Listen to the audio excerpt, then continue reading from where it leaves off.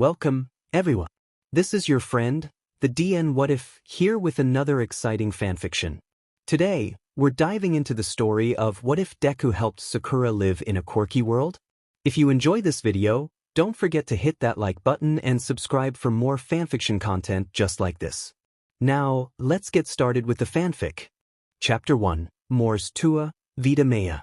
Summary. Your death, my life. Notes. A couple of things to note with this chapter. There are a few references to depression, and a brief mention of other mental health conditions, as well as mentions of bullying. See the end of the chapter for more notes. Her first coherent thought is, what the F dash? Because really, what the F dash? Now, she's never been one to swear, that's always been her best friend. Wait, who is her best friend again? Everything feels fuzzy. She's always been someone to believe that a real lady shows how she feels through her fist. Anyway, she's tiny. She tries to remember how on earth she's gotten this small. Genjutsu maybe? Wait, what does that even mean again? Is she captured? Is she even alive? Why is everything so blurry? Why is her brain having such a problem processing? She feels something, she wants to call it inner, but does not know why, pulling her away from this confusing, blurry world. Rest easy, little one, the please. She wants to fight it, but she feels exhaustion pulling at her, so she settles into the warm, comforting white space she finds herself in. This is your mindscape. I'll take over for now. Inner teaches her about the blurry world. She learns her that her name is Watanabe Sakura and she has green eyes, pink hair, and a large forehead. The latter annoys Sakura for some reason. Inner tells her mother is a woman with red hair and serious brown eyes whose name is Akane. She tells her she has no father. Sakura finds out that she will still have the skills, their ninja arts and what this world considers dated fighting styles. Inner says, she half remembers as long as she trains all over again.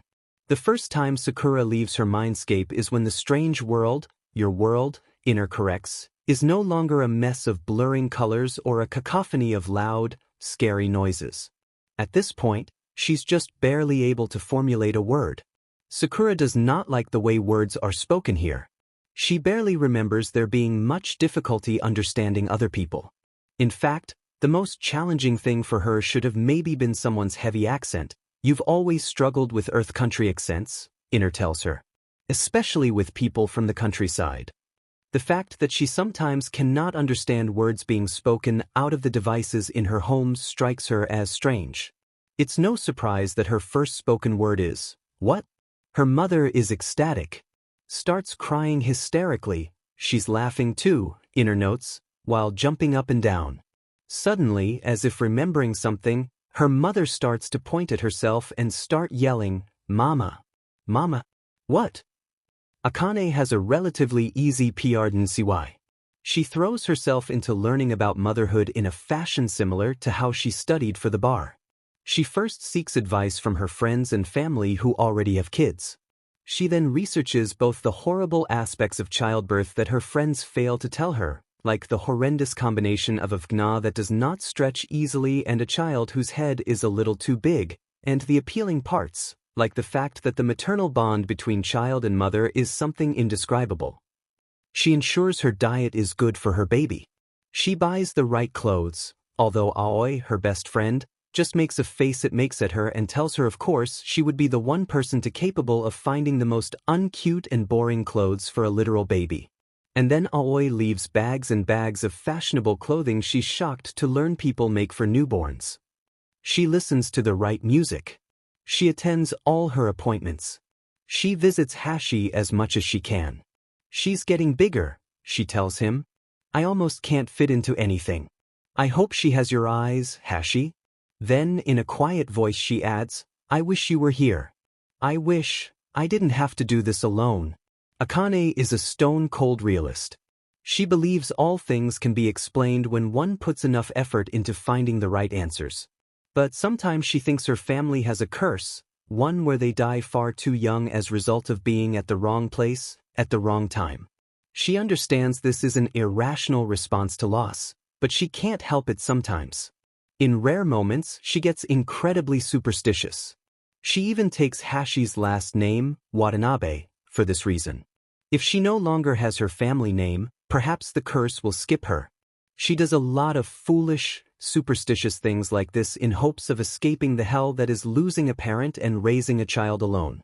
Her grandfather went through this after losing her grandmother back when Japan's crime rate was exceedingly high and there was less government control on people's quirks. They tell her grandfather that the poor woman happened to be at the wrong place, at the wrong time. Her own mother goes through this when they lose her father to a terrible accident. They tell her mother that the little girl he saved was lucky he happened to be there at the right time. They are terribly sorry for her loss. They want her to know that even if he was a civilian, he will always be a hero to them. Akane goes through this herself when her husband, after leaving work, finds himself in the line of attack of a hero attempting to subdue a villain. They tell her that this was a terrible accident and that the hero has a proven record of saving countless civilians. They are terribly sorry for her loss. They are not sorry enough to adequately compensate her for his death. She has to fight them in court to get anything.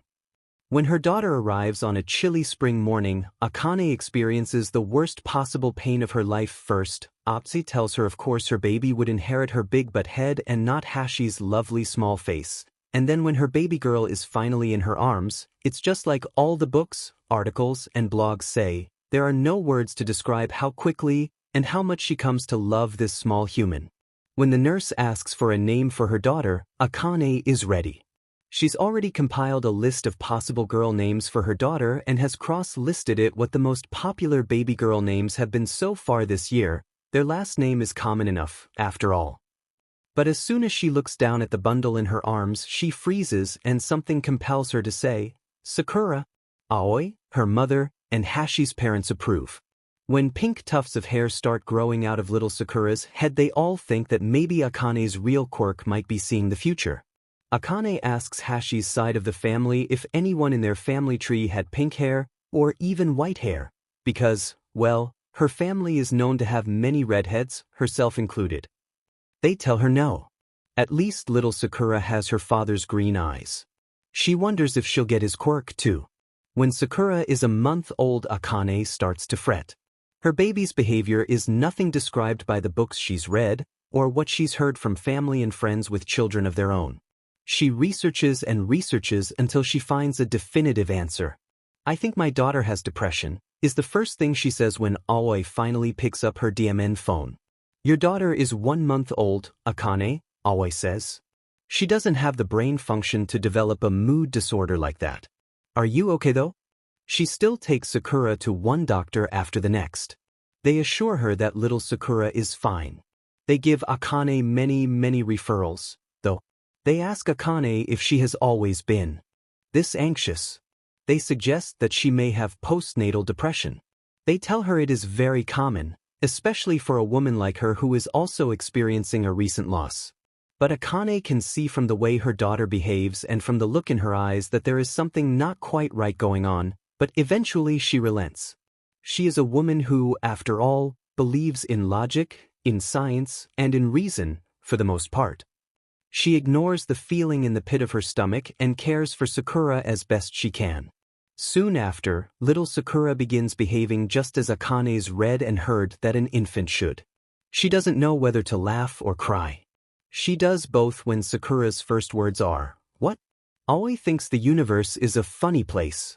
Of course, her stiff as a board, born with a 2 sticks up her butt best friend would give birth to the only child in Japan utterly uninterested in technology.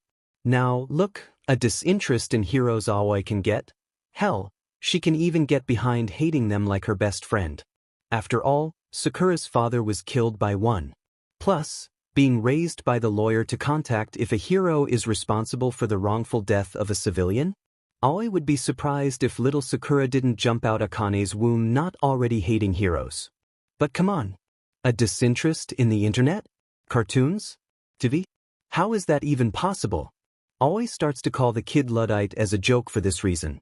Honestly, the kid is secretly an old woman with the way she mainly likes things far beyond her years like books on medicine. Not even the books on medicine meant for kids, either.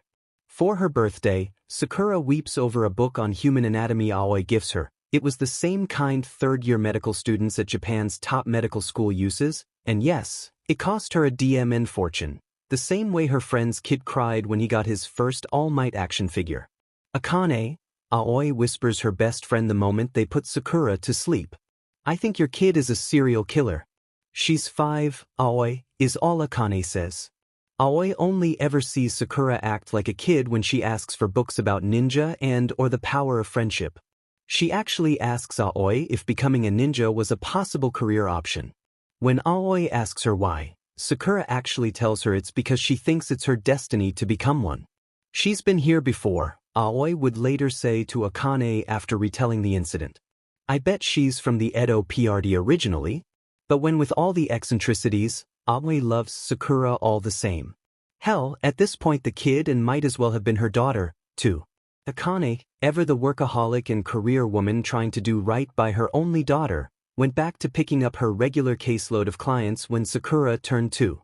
Since then, Aoi and Akane's mother take turns looking after Sakura while Akane is out destroying hero agencies one liability claim at a time.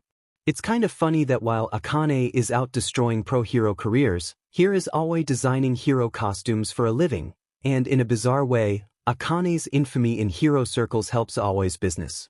There's apparently a rumor that if heroes get their suits designed by her company, they receive protection from Akane's wrath. What's shaking Lil Luddite? Aoi says, ignoring Sakura's eye roll. Big sis, Sakura says because Aoi is still 30 thank you very much. She is no one's auntie. Okay, so maybe she's been 30 for, 9 years now, but so what? She's still a spring chicken. She's got a rotation of guys she's working through. She's young. Big sis, Sakura says again, pulling Aoi out of her thoughts. What's up, kid? Sakura holds up a book that reads Vigilantism's conflicts with the official hero system. Of course this small child is reading a book that gave Aoi headaches when she was in undergrad. Why a fashion major like her had to take hero sociology she does not know, but man did she want to throttle her university administration for it at the time. DMN her best friend and her big butt head. How, come none of these books talked about the chakra? It is always these kinds of questions that left her wondering. It's just like when Sakura first turned 2 and was all of a sudden meditating daily. Aoi first thought it was something she picked up from Akane's mother, who is a practicing Buddhist. But then Sakura started practicing things from Shintoism, too. You mean that new age stuff? Aoi asks. Or the actual religious stuff? Sakura shakes her head. No, she trails off as her cute face scrunches up helplessly. Aoi loves and hates that face. That face means Sakura is thinking hard about how to word a very complicated question that Aoi does not have the brain capacity to answer. She has a very lovely, very small head, thank you very much. What it lacks in super smarts it makes up with sarcasm and charm. It's like a power. So, like Quirks? Sakura gives her a constipated look before crying out in frustration. I don't got the words to, say it right now, big sis. Oh thank God. Big sis? Most of what Sakura can remember about the place that Inner calls the before is fuzzy. Inner calls it the before thanks to Aoi, who always jokingly tells Sakura she's an old soul likely from the Edo PRD. Sakura is her mother's daughter, so she takes the task of understanding the before by doing her research.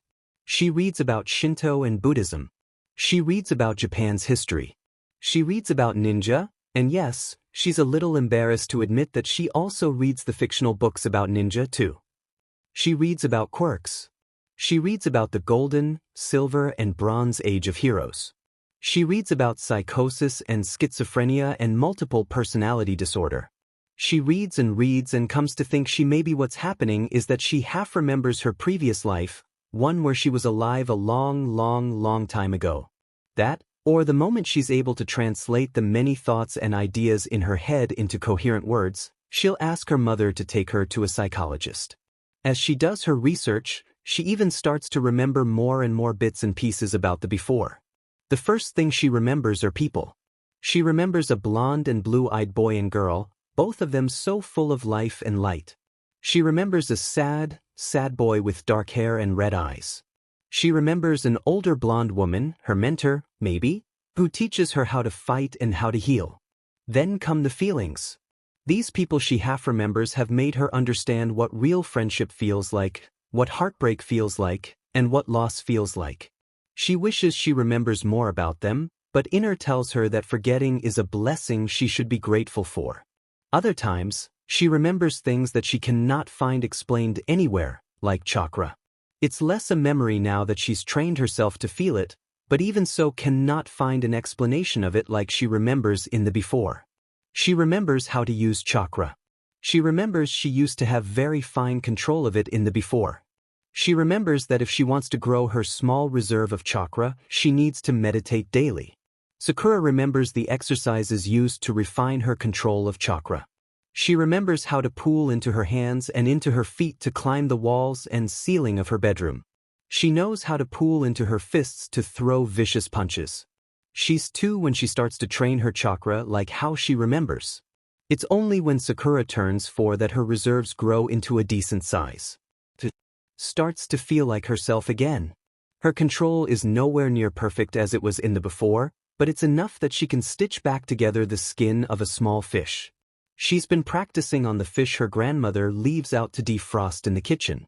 It's her 7th go at stitching back together the fish her grandmother is going to cook for dinner that someone walks in and sees her.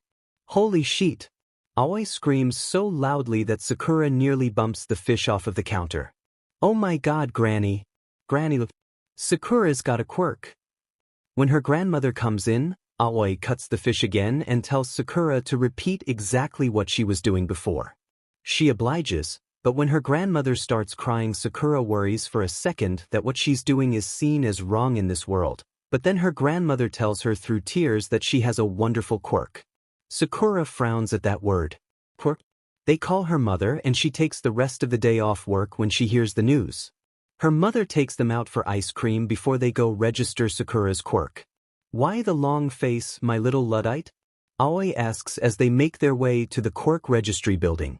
Why is everyone calling it, a quirk? She says, still frowning. It's not. What is it then, little scholar? Her mother asks. Sakura preens a little at the nickname. It's sea chakra. Sakura hates herself a little every time she struggles to pronounce a word. The day she's able to speak coherently can't come soon enough. She may burst into tears when it finally happens. I'm using sea chakra. I can also do this. Sakura starts walking right up the quirk registry building. Aoi, her mother, her grandmother, and the random passerby watching her all start screaming.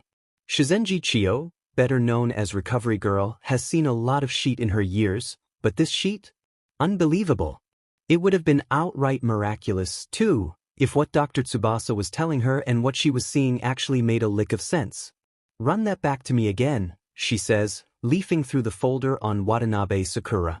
Her parents have what quirks now? Watanabe Akane, Dr. Tsubasa explains, has a pretty harmless photokinesis quirk. She can bend, shift, scatter, or focus light. Her late husband had a telekinesis quirk. He manipulated plants. Yet their daughter, Watanabe Sakura, appears to have inherited neither of her parents' quirks, nor a combination of both quirks. Instead, she has 3 radically different quirks according to Dr. Tsubasa.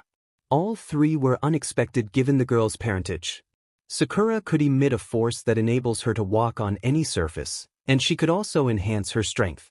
Chio has a hunch that these 2 quirks may actually just be one gravity-defying quirk that has multiple applications, but she'll need to consult with her colleagues with far more expertise on that type of quirk. Now, it's the girl's 3rd quirk, a healing one. That's unbelievable. It's exactly like Chio's own quirk, the ability to accelerate the body's natural healing abilities. Except where Chio's quirk utilizes other people's own life energy, Sakura's quirk uses her own life energy, something that she's capable of replenishing.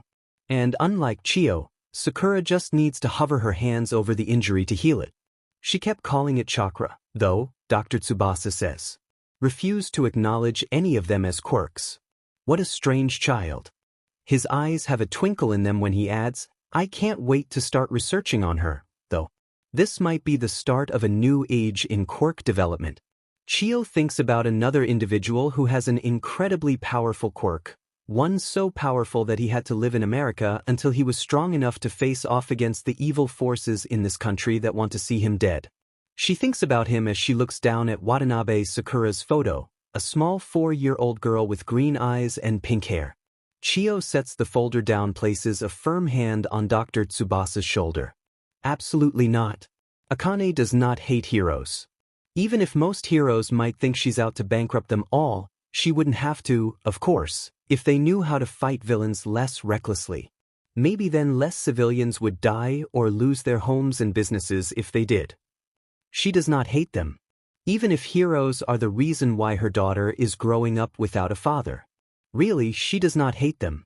Even if she had to go to court with the hero agency responsible for her husband's death in order to get any kind of compensation for his death, because wasn't it enough to have the hero in question, a man who was very important and very powerful, perform Dajiza? Wasn't that far more meaningful than money? She doesn't hate them. But when her daughter, her sweet little Sakura, tells her that she wants to become a hero, Akane thinks maybe Aoi was right. Maybe she does hate heroes. Akane wishes she knew what to do.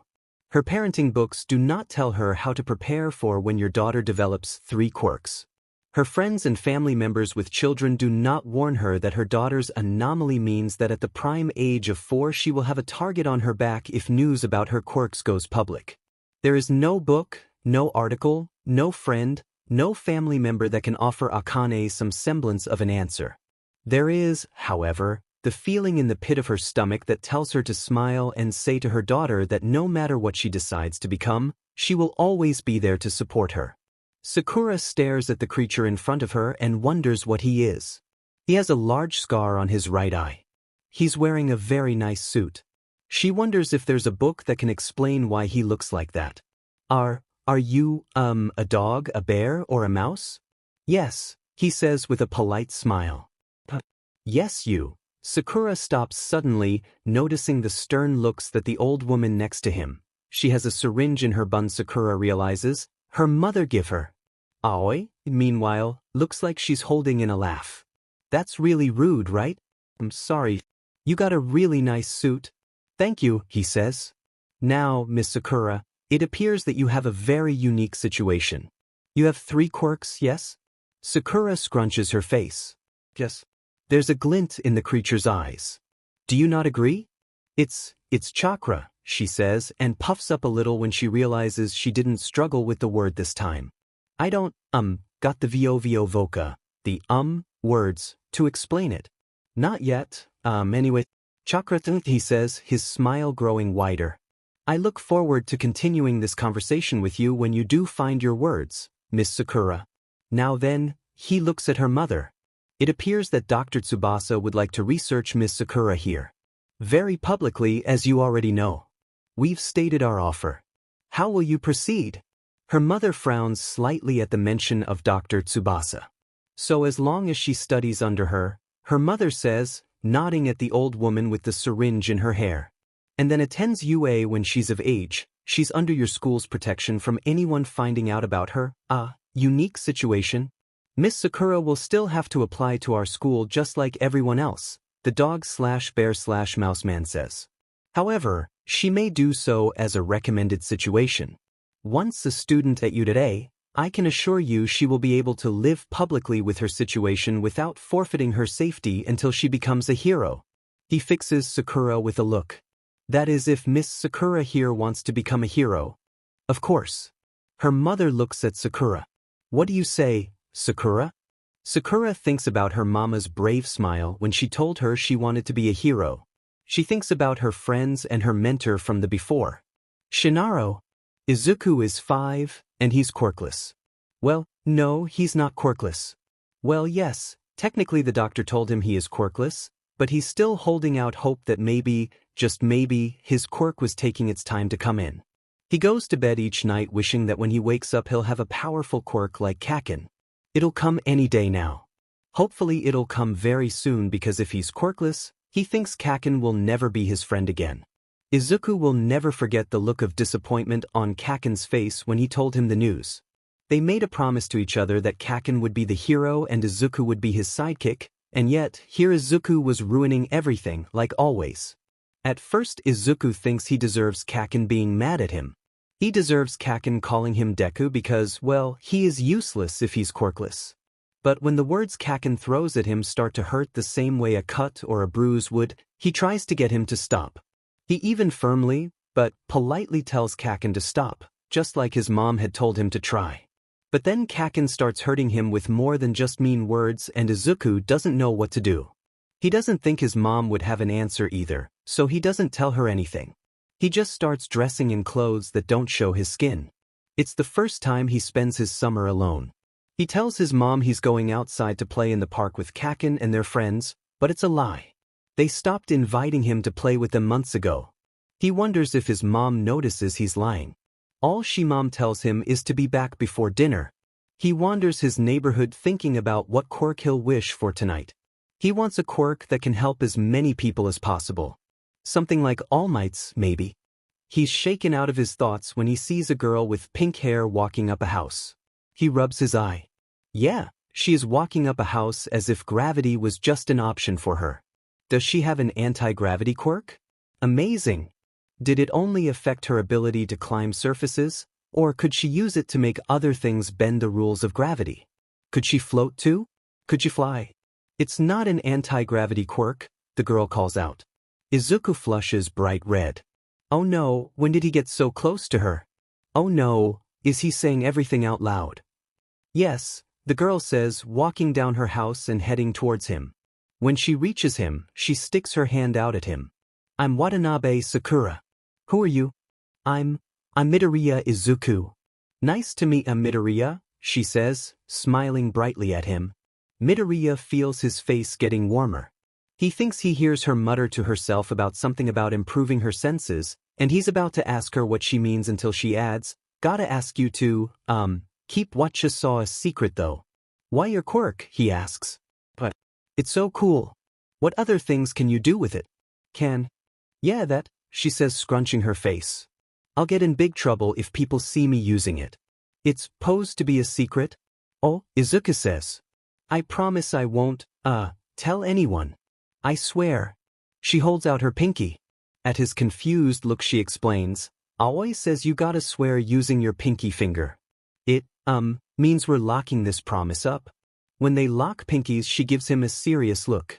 My mama's a lawyer so if you, break this promise she'll lock you up. I won't. Izuku feels sweat dripping down his face. I'm sorry. Please don't lock me up. Sakura laughs. It's a joke, Midoriya.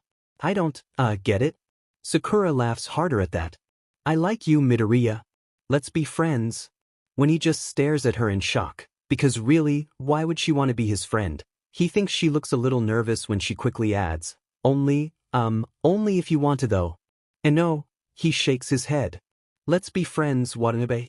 Okay, but you gotta call me Sakura, she says, her smile is wide that Midoriya can see she's missing her 2 front teeth. Can I, call you Izuku then? Why yeah. Izuku spends the rest of his summer with her. Izuku learns a lot about Sakura in the short time that they are together. She has one mom just like him. He always knew it wasn't weird to have one parent despite what Kaken and the other kids would say, and now he has proof. Sakura's mom is a lawyer and is always busy with work. That's the only reason Sakura says he's never met her yet, but she promises him they'll meet soon. Sakura spends most of her time with her grandmother. She's really nice and makes the best rice ball Izuku's ever had in his whole life, and her aunt, she's really nice, but makes Izuku swear to never call her auntie.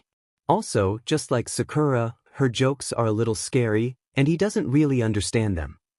Sakura is also kind of weird because she doesn't care as much about heroes. Izuku's never, ever met a kid who didn't have at least one favorite hero, but she always listens to his ideas and always has something interesting to say.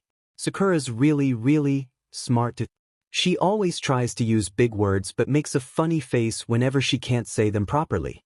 Sakura loves reading books, real books, she tells him, not like the comic books that Izuku reads, but sometimes he catches her reading the ones about the ninja hero, Edgeshot. She really likes ninja. She likes watching movies, but she doesn't like video games, TV, or even the internet unless she has to research something. She's very affectionate and loves to give Izuku lots of hugs and hold his hands, which still makes him go bright red and feel really nervous, but he's slowly learning how to reciprocate. She likes to thank things, like her room when she leaves it for the day, or a book when she's finished reading it. Izuku thinks it's a really kind thing to do, so he starts to thank things too. On Saturdays, Sakura has to go downtown to do work with her mentor. She tells him she can't really talk about it to him, not yet anyway. Izuku used to love Saturdays. After all the best cartoons air on Saturday mornings. But now that it's the one day a week he's alone, so he hates them. He doesn't forget how Kaken and his friends make him feel awful, or the fact that he's still quirkless, but when he's with Sakura, he can at least ignore those things for a while. When he's alone on Saturdays, he starts to wonder if maybe Sakura will only be his friend for just the summer. He starts to worry about what happens after the summer ends, but quickly puts those thoughts aside. He doesn't want to think about what the end of the summer might look like. No way. Midway through the summer, they're hanging around a stream in a nearby forest looking for a slug that Sakura says answers to the name Katsuyu. Sakura says she doesn't have the words to explain why they need to find this slug, but she says it's important, so Izuku helps her.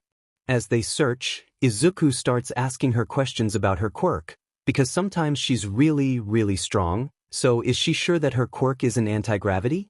Maybe she's making objects and people lighter too. Sakura goes quiet. Izuku worries then that he's annoyed her like he used to annoy Kaken, but then Sakura leans in so close to him that Izuku's face goes bright red and he starts to sweat. She tells in a quiet voice that she has 2 more secrets to share with him. She has 3 quirks, and she's been training under Recovery Girl to learn how to properly use one of them. At this point, Izuku's pretty sure Sakura is one of his closest friends, perhaps even his only friend if wasn't still holding out for Kaken. And of course, just like Kaken, she's powerful too. A terrifying thought seizes him. What if she leaves him too? What if she doesn't want to be his friend because he's quirkless? You're quirkless? Sakura asks, and before his heart can break for the second time this year, he runs away. He only manages to get a short distance away from her until she tackles him to the ground. Stop. Izuku, stop trying to run away. I'm not gonna stop being your friend for a stupid reason like that. I'm sorry. When he sits up and sees her face, he realizes she's crying too. Sakura tells him about an old friend she used to have. He used to be hated by a lot of people, she says. But he was still the kindest person ever, even if people hated him. Even when his friends, when people like me, were always messing up. Sakura wipes at her eyes. I wasn't the nicest to him. I kept messing up. I got it right eventually, but, Izuku, your friends are supposed to accept you for who you are. Quirkless or not, you're my precious friend and nothing's gonna change that. Believe it. Izuku hopes she doesn't feel him trembling when he pulls her into a hug. Their last week together before school starts is the week of the annual summer festival. Izuku and his mom usually would go with Kaken and his parents. At the start of the summer, he was dreading having to pretend to his mom that, no, he actually didn't want to go this year. But even that now he actually does have a friend to go to the festival with, he's still dreading it. After the summer festival, it means no more seeing Sakura almost every day. Maybe Sakura will tell him she wants to stop being his friend once the summer ends. Maybe. Izuku. He blinks, realizing Sakura's been talking to him this entire time. Are you even listening? Sorry. You gotta stop apologizing, she says, nudging him with her elbow. When he adjusts his yukata and she slaps his hand. Stop messing with your yukata, too. You look fine. Anyway, let's go get umebashi before they light the lanterns. This year's summer festival is going to be the biggest one yet, with the plan being to have 30,000 lit lanterns released the night sky. Umebashi? Izuku feels his lips pucker when he remembers what it tastes like. He doesn't get why Sakura likes that sour, salty thing. She reaches for his hand and says, let's go to the dango stand next to it too. After securing umebashi for her and dango for him, they go find their moms. Both women manage to find a nice central spot for them to release their lanterns and watch all the other lanterns float into the night sky. As soon night falls, everyone begins preparing to light up their lanterns. A countdown starts. 3, Izuku suddenly remembers that they still haven't found the slug that Sakura needs. Will she go look for it with someone else once the summer ends? 2. Izuku thinks about all the comics he still wants her to read. He's been buying comics about Edgeshot instead of All Might because he knows he's her favorite hero even if she won't admit it. He thinks about all the questions he still has about her quirks, about the books she reads, and about all the complex medical stuff she's learning that he doesn't understand. 1. Their lanterns float up into the skies along with the thousands of others, creating a spectacular play of light and darks. Their moms tell them to make a wish. Izuku shuts his eyes tight, and for the first time this summer he doesn't wish for a quirk. When he opens his eyes, Sakura stares back at him with a bright smile. Izuku doesn't know what expression he has on his face because soon her smile drops. Hey, what's wrong? After the summer ends, he stammers. Are we still going to be friends? She starts laughing and he thinks of course. He knew he wouldn't want to be friends with someone like him. He is Deku after all. His lips wobble as he tries to fight the tears threatening to spill from his eyes. But then she pulls him into a tight hug and cries out, Izuku, you're my first and most precious friend. You can't get rid of me that easily. 10 years later. You never use the word quirk, Izuku says out of the blue. It's after school, and they're sitting in his room doing homework. Well, Izuku is doing his homework at his desk. Sakura is lying on his bed reading one of his Edgeshot comics. Just like in the before, she finds the school work here to be ridiculously easily. She's been top of her class since grade school. She always completes her assignments in record time. Her current record is 5 minutes, and still receives full marks. Lately she's been napping in most of her classes because whenever she does she remembers a sleepy-eyed boy with spiky brown hair and the memories of him wakes up from her naps laughing. She still laughs even if her teachers wake her up by throwing chalk at her. Sakura turns the page to see a double-page spread of Edgeshot piercing through his opponent's organs. What? You never use the word quirk, Izuku repeats. You've used powers, he holds up a finger, life force, he holds up second finger, and energy, he holds up a third finger. But never quirk. Why? She looks at him. Because people don't have quirks, Zoo? Let me guess, he says. You still don't have the words to explain how chakra works, huh? She tosses the comic at his head. You're getting cheekier each day, huh? Brett. I learn from the best. He flashes her a winning smile as he stoops to pick up the comic and put it away. He's no longer the insecure, panicky crybaby of a boy she met when they were 5. Well, okay, he is definitely still all that, but whenever they are alone she starts to see some confidence and even a bit of sass coming out of Izuku, too. Sakura snorts. I'm officially banning you from ever seeing Big Sis again. But who else will give me any intel on heroes? You have a serious problem, Zoo, says the girl who denies scientific fact. Ow, hey easy, Sakchan. Izuku tries to free himself from her sudden headlock. Sakura squints her eyes when she spots something on his wrist. She releases his head and grabs his arm. She pulls his sleeve up revealing a large, ugly bruise decorating his forearm. Izuku. It's nothing, he says quickly, wrenching himself away from her hold. I just, slipped earlier today. The relationship between Izuku and this Kaken guy still somewhat baffles Sakura. The first time she sees Izuku covered in bruises and crying about Kaken destroying his first hero analysis for the future notebook, she asks Inko for Kaken's address intending to beat the sheet out of him, fully heal him, and then beat the sheet out of him again. For her to not go through with beating Kaken's, but it takes Izuku telling her that Kaken was still his friend despite it all and that he could not bear to see him get hurt because of him. Sakura understands Izuku a little when she remembers her blonde best friend from the before who risked his life for a village that hated him since the day he was born. She understands all about being the bigger person. It doesn't mean that she has to be the bigger person. She'll absolutely beat the sheet out of Kaken the second she meets him. I'm sorry, he says when she heals his bruise. She checks for other injuries and finds a cut on the back of his leg. Sorry, he repeats. You say the word, she tells him, voice growing serious. And I will kick his butt into next week. Izuku, almost as if remembering Sakura's enhanced strength, starts to look panicked on Kaken's behalf. That's a promise, she adds, and she laughs when he starts sweating and nervously asks her to refrain from threatening to harm Kakin. It's then that Inko calls them down for dinner. Sakura drools a little thinking about what delicacy Inko's made them for dinner tonight. Gross, Sakchan.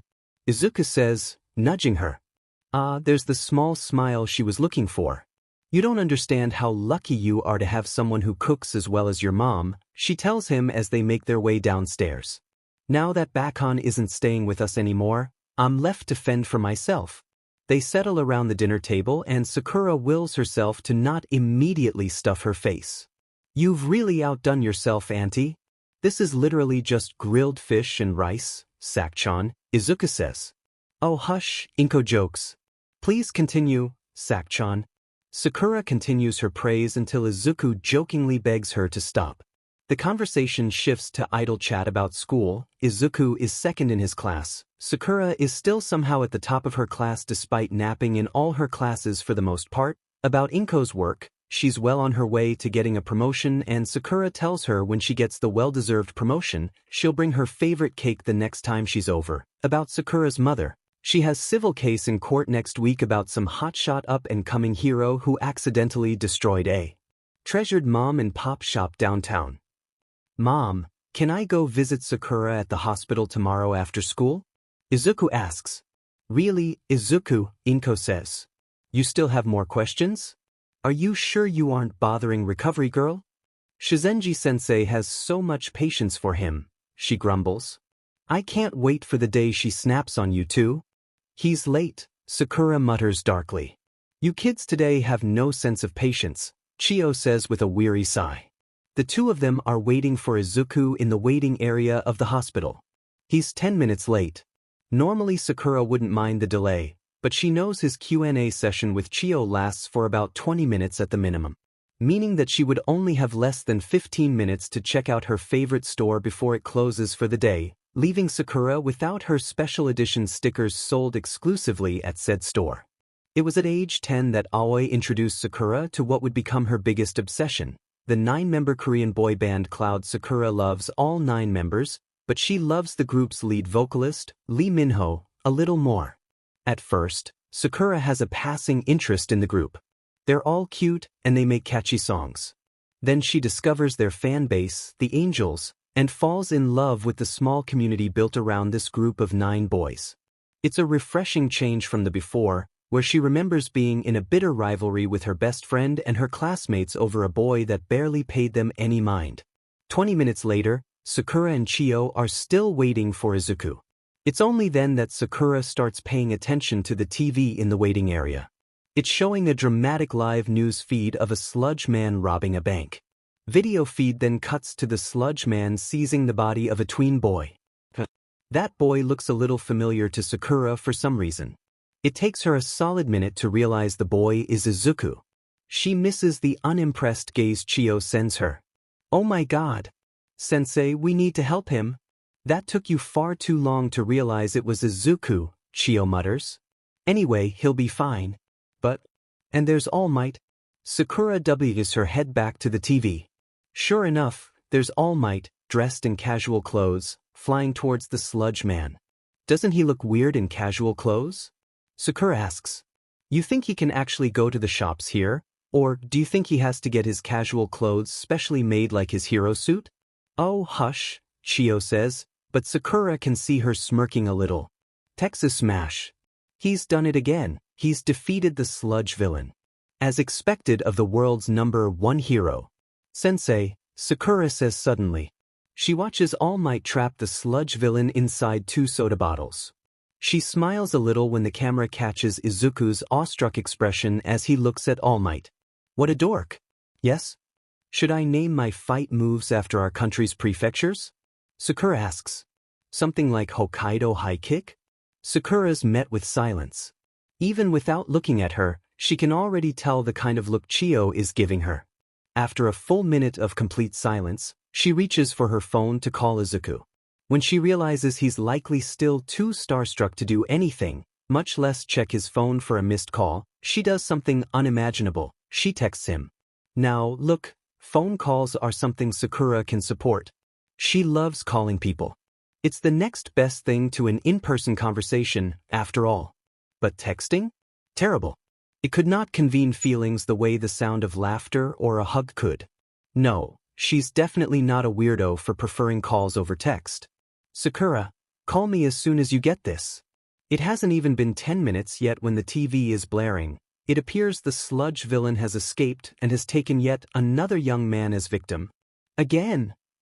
It's not Izuku this time, Chio says, eyes on the TV. No, there he is. He's running towards the Ville, Sakura?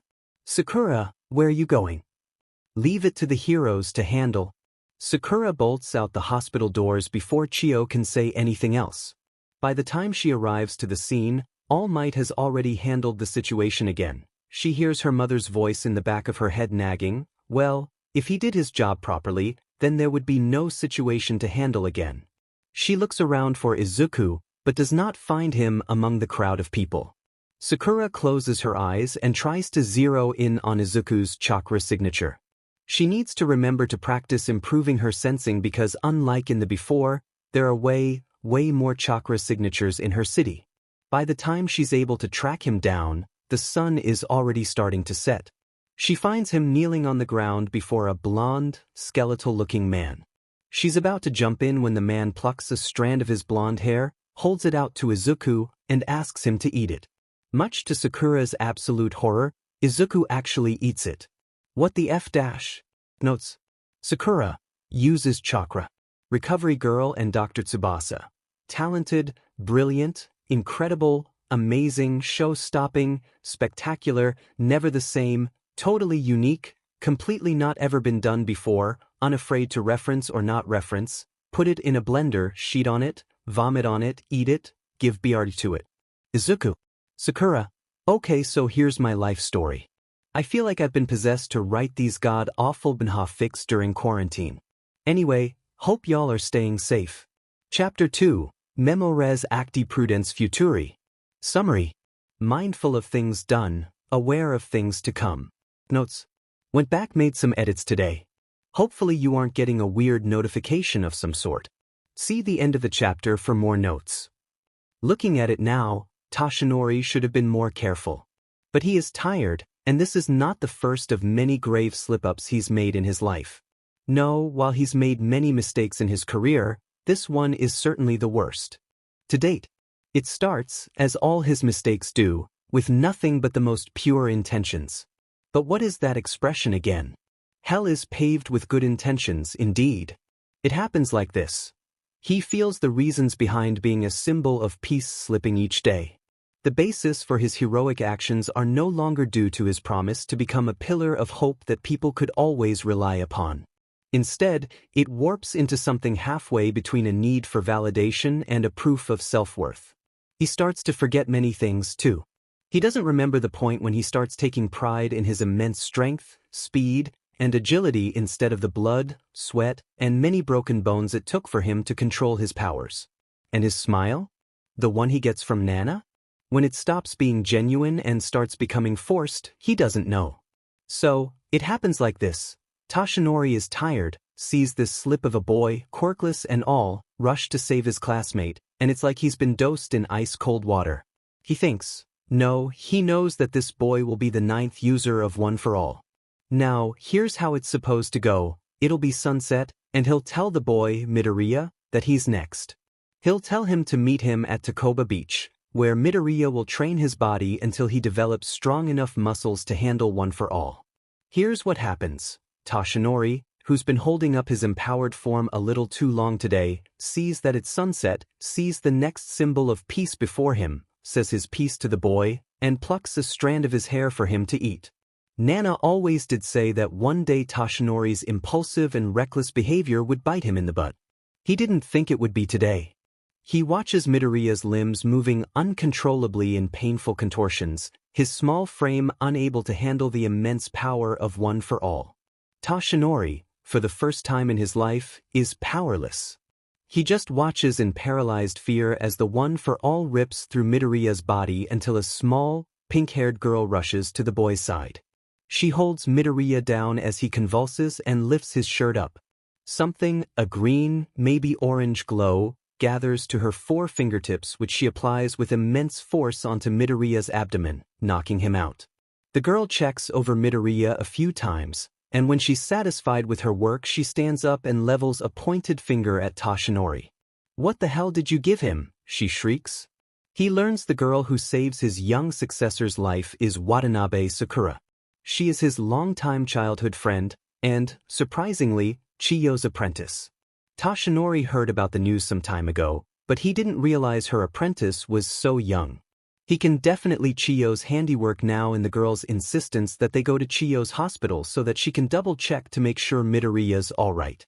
The entire walkover is done in an awkward, tense silence as the girl carries the still unconscious Midoriya the entire way. She immediately refused Toshinori's offers to carry the boy. When they arrive, Chiyo takes them to the private room she usually reserves for Toshinori's own checkups. Toshinori hovers uselessly next to Chiyo as he watches her examine Midoriya.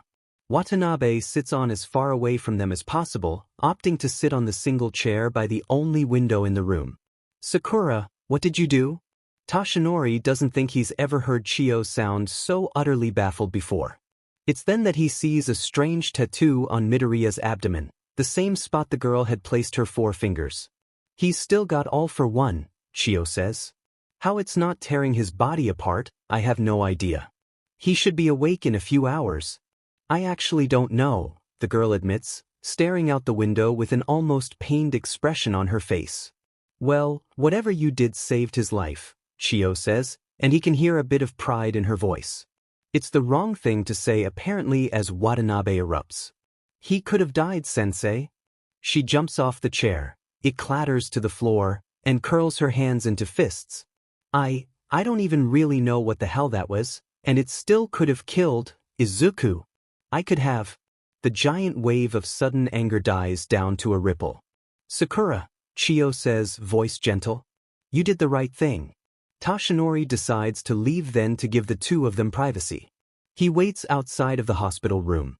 After a few moments, Watanabe joins him in the hallway. "Alright, so, we both kind of almost killed Izuku," the girl nervously admits, and that makes Toshinori cough up a bit of blood. "Well, no, you mostly tried to kill him. Shizenji-sensei won't tell me what you did. She said I have to ask you." They retreat back into the hospital room and Toshinori explains. When he's done, Watanabe stares at him. He stares back at her. "Let me." She stops suddenly and takes 3 deep breaths and then tries again. "Let me get this straight. You gave Izuku your hair to eat." She gestures at his mop of blonde hair. "And he inherited your quirk? One that would have killed him because of your stupid mistake?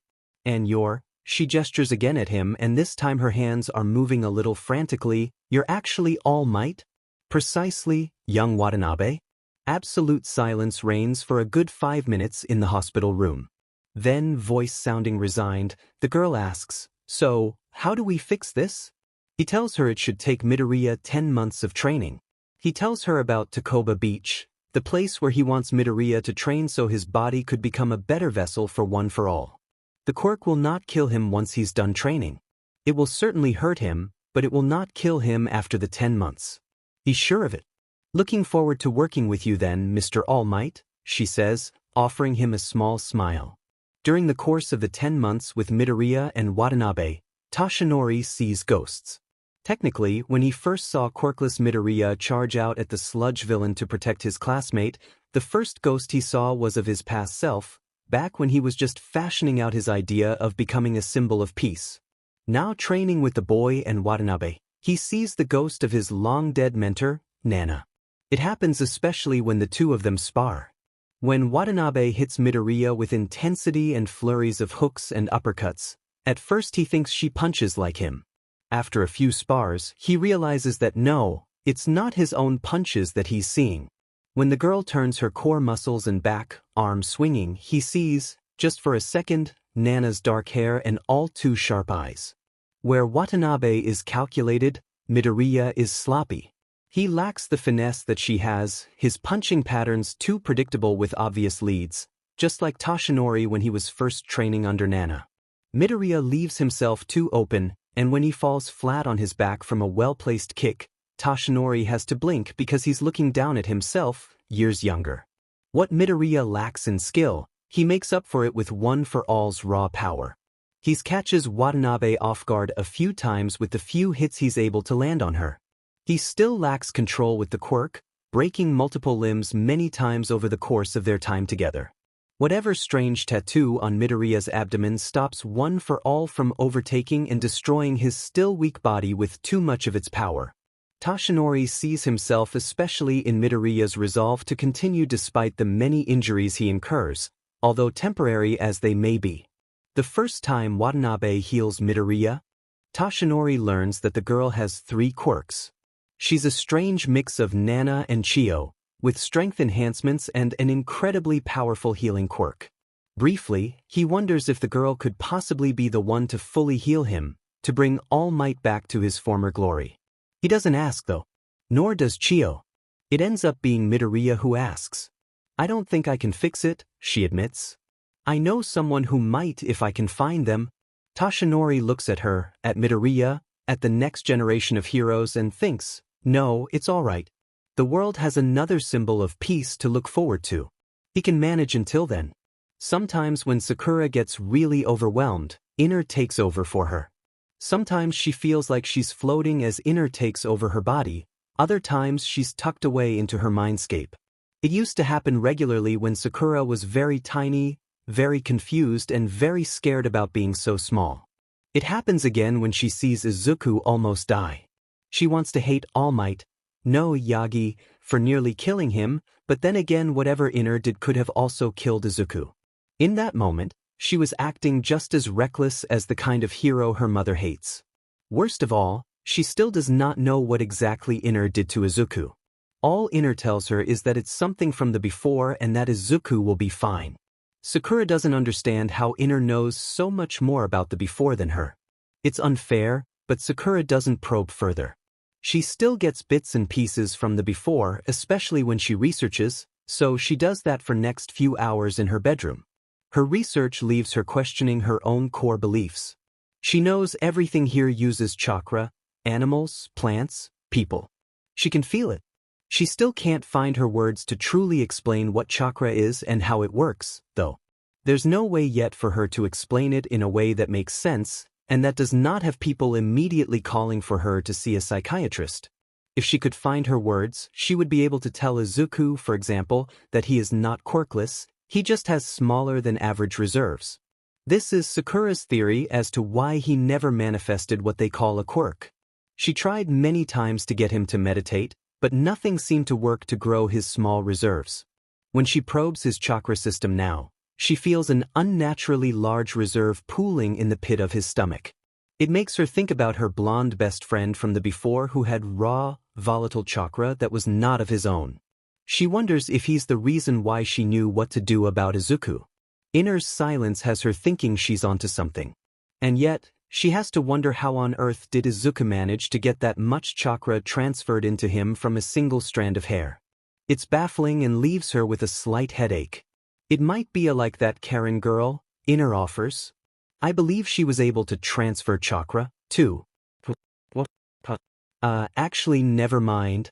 Sakura sighs, rubbing her temples. She still firmly believes in chakra, no matter the strangeness that was Izuku's situation. She rejects the notion of quirks because, well, it's chakra manipulation being applied in a single-minded fashion. It is so stupid the way this society makes people limit their immense capacity to do more because they are taught their powers are limited to one ability. That's what she wants to tell Izuku and Chio whenever they show her oddball quirks to prove that quirks are a real thing and that people have just one ability. She's still left unconvinced because of Inner being able to explain away each quirk they've shown her as a jutsu, genjutsu, nature transformation, and so forth. They almost had her with that Diamond washing machine hero until it later came out that they weren't actually a sentient washing machine, but instead just an incredibly private person who wore a very well-done washing machine costume. How their society organizes itself as result its views on quirks is also incredibly stupid too.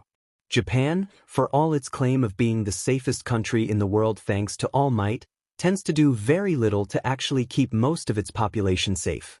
If you are quirkless, for example, you are essentially left to the wolves. Her friendship with Izuku shows her this daily. She wonders if Izuku's readiness to nearly kill himself in the process of trying to help people is because of the treatment he's received by being quirkless. Could he even call his need to prioritize the lives of others over his own as him trying to be heroic considering he's always been told his own life is worthless?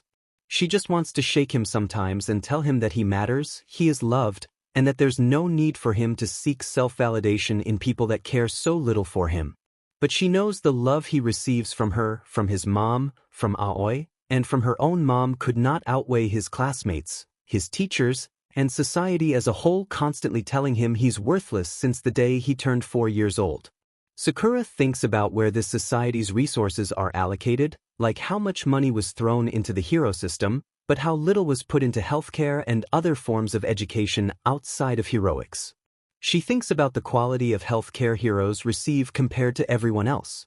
She thinks about her mother, who tells her about the cases she's lost, about the clients of hers who lost everything, their families, their lovers, their homes, their businesses, and who aren't able to receive anything in return.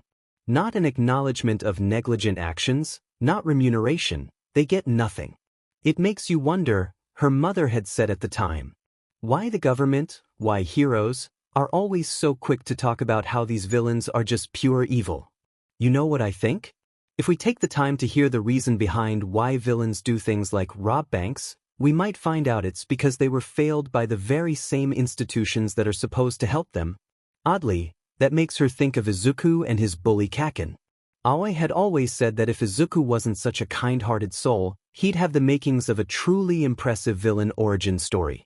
Izuku, meanwhile, always told her that Kaken was the way he was because he was never told the word no, and that his behavior was actively encouraged after the development of his powerful quirk. She personally thinks the BSTRD is just an awful person outright and that there's no need to involve society, but she can appreciate the argument of his awful behavior is caused by being a product of a society so focused on power. She'd still kick his butt regardless of this fact. Little scholar, her mother says, pulling her out of her thoughts. She set down some tea and a bowl of fruits on her desk. Are you ready for tomorrow? She blinks. All right, the recommended student's exam is tomorrow. Yeah, Mama. Remember Aoi's picking you up after? She tells her, ruffling her hair. I want you to do your best, but no matter what happens know that I'm proud of you. Sakura smiles brightly at her. Thanks, Mama. When her mother leaves, a thought strikes her. She calls Chio, who picks up after 6 rings. What is it, girl? Ah, she's probably in the middle of watching one of her TV dramas.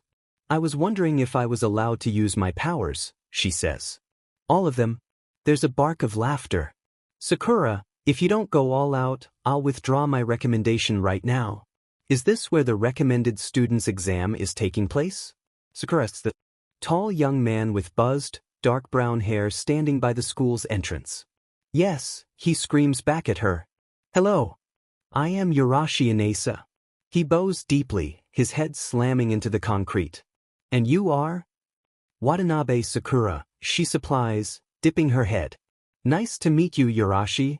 When Yurashi rises from his bow, well, she guesses that was his version of a bow, and stares deeply into her eyes. Watanabe.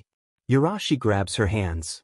Flames are shooting from behind him somehow, and she thinks it's maybe a minor genjutsu he's using. Your eyes. They're very warm. I can see the hot-blooded spirit in them. You are a good person. Sakura blinks. Thank you?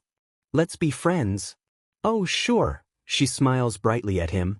Feel free to call me Sakura in that case. Call me Inasa. Inasa is quite possibly the loudest boy she's ever met, and for a bizarre reason that feels oddly nostalgic to her, kind of like the feeling of rediscovering an old book or movie from childhood. They walk together to the first part of the exam, the written test. She half expects him to talk about his springtime of youth.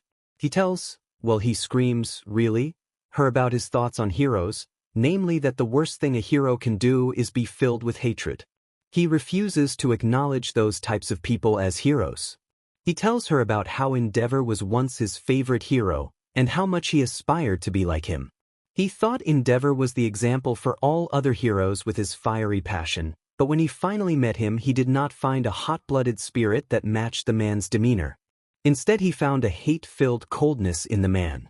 But you, Sakura, he tells her, and behind him flames are back again. You have warm eyes. Thank you. You're welcome? Sakura doesn't get to speak to him again until after the end of the exam. UA High's recommended students' entrance exam contains 3 parts. First is a written test that Sakura breezes through. The questions are ridiculously easy. She wonders why on earth she let Izuku force her to try to actually study for the test. For the second part of the exam, all the students are taken to a 3-kilometer-long obstacle course. They divide the students into 4 groups. A loud, blonde man, present Mike, explains to them that this portion of the test consists of students racing 6 at a time through the course using their quirks. Inasa is part of the first group and Sakura watches him fly to the finish line. Literally. She absently thinks about how it's refreshing to finally see a wind release user. When it's Sakura's turn, she disappears from the starting line in a puff of smoke and appears, seconds later, at the finish line. There's a stunned silence until present Mike claps her shoulder and says, "What? No," he's screaming too. She set a new record. The last portion of the exam is an interview. She gets asked questions like, why do you want to become a hero? What are some things you value in a community as you think about making a home for yourself here over the next 3 years? What are you afraid of? What are you motivated by? It's the last question that gives her pause. What will you do if you don't get accepted to U.A? Will you still try to become a hero? Sakura thinks about Inasa and how much he reminds her of a boy she knew from the before with his passion and determination. I believe a hero is not the one who never falls, she says finally. A hero is the one who gets up again and again, never losing sight of their dreams. After her interview, Sakura finds Inasa waiting outside for her. She asks him how his interview went and he tells her that he's withdrawing his application from UA. Wait, what? I refuse to sit back and attend a school that allows its students to become people filled with so much hatred. He's staring past her as he screams this, and Sakura tries to see what he's looking at, but he grabs her hands and forces her attention to him. Sakura. There are flames shooting from behind him again. Good luck at U.A. I wish you the very best. I'm sure you will become a fiery, hot-blooded hero. Let's see each other again soon. Several things happen at once. A mix of incomplete memories from the before flood Sakura's senses. She first sees 2 men in green jumpsuits screaming about their springtime of youth. Then she sees her blonde best friend making a vow to become eternal rivals. She can barely hear inner telling her no, Sakura, wait, you're wrong, because somehow she knows this is right. When she feels Inasa's hands loosen, she clamps down on his hands tightly. Inasa, let's not just be friends, let's become rivals, too. External rivals? Yes. Inasa exclaims. Let us challenge one another to become the absolute best, fiery, hot-blooded heroes we can be.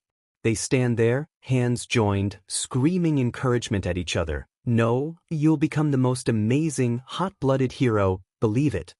For about 10 minutes until Sakura's ride arrives and starts loudly beeping at her. They exchange numbers and part ways. When Sakura gets into the car, Aoi waggles her eyebrows suggestively at her. Who was that? She asks. You cheating on our little Zuzu? Oh hush, auntie. Sakura bites back and ducks when Aoi tries to slap her. That's Inasa, he's my eternal rival. Aoi observes her with a quiet bewilderment before starting the car. I'm not ready to know the story there is just yet, she says finally. Anyway, how was it? You kick butt and take names? Yes, ma'am, Sakura replies. It was pretty easy. I'm pretty sure I aced it. That's my girl, she says. Where am I dropping you off again? The Katsudon place we went to with Zuzu last time, she says. I can't believe my little Luddite is all grown up, Aoi gushes. It was just yesterday you were crying over medical textbooks. Honestly, I thought you were a serial killer. Look at you now, you're right on your way to becoming. What does your mom call them again? Right? A state-sanctioned weapon of mass destruction. You still think I'm a serial killer, Aoi? Sakura mutters. Take a left here.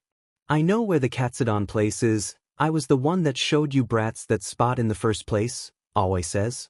When they arrive at the restaurant, she hands Sakura her credit card. Treat Zu too? Thanks, big sis, Sakura says, pulling her into a one-arm hug. I'll see you later. Wait, you got to fight giant robots for your practical exam? Sakura feels cheated. All I did was run a stupid obstacle course. Also, you know the girl I saved? Uraraka? Izuku's face goes beet red. I talked to her and she gave me her phone number. Izuku says this last part so quickly it takes Sakura a moment to process it. So, Uraraka is a girl. Izuku sweeps his hands out wide, almost as if to illustrate the grandness of the act. Sakura gives him a flat look. I'm a girl, Izuku? Izuku gives her a startled look, almost as if it was at this precise moment he realizes she is, in fact, a girl. You're different, Sakchan. Izuku actually flinches when he considers how that sounds. I mean you're not different, I mean you are different, but, I'm sorry. I'm kidding you dork, she says with a laugh. So, when's the wedding? Sakchan. Izuku slams his head on the table. The tips of his ears are a brilliant scarlet. Please stop. All right, she concedes, stealing a pork cutlet from his plate. You know, I met my eternal rival during my exam. Izuku lifts his head up. What? His passion is so inspiring. Gushes. He's like what youth is all about. I'll have to introduce you to him sometime. What? Yeah, Sakura says, a starry expression on her face. Anyway, how do you feel the exam went for you? Izuku mutters something suspiciously similar to what Aoi said about her new eternal rival. What is up with people not yet being ready for the concept of eternal rivalry? Before he slumps slightly in his seat. I don't know, he admits. I mean the written exam was fine. But for the practical, I don't know. I didn't score any points. What about that gigantic robot? The one that almost killed your wife? Sakchan please, he groans miserably. It was worth 0 points? 0 points? Sakura frowns. Well, they should accept you solely because you saved someone's life, then. I mean isn't that what being a hero is about? She ends up being right when they get their letters of acceptance. She calls her mom first, who's working late for an upcoming hearing, then Aoi, who has a last-minute fitting. They both promise Sakura a celebratory breakfast tomorrow. Then she calls Izuku who invites her over for a celebratory dinner. The last person she calls is Inesa, who tells her that he's attending Shiketsu High School. He also tells her that because he got the second highest score after her on the recommended student's exam, he challenges her to a spar on the weekend. She readily accepts.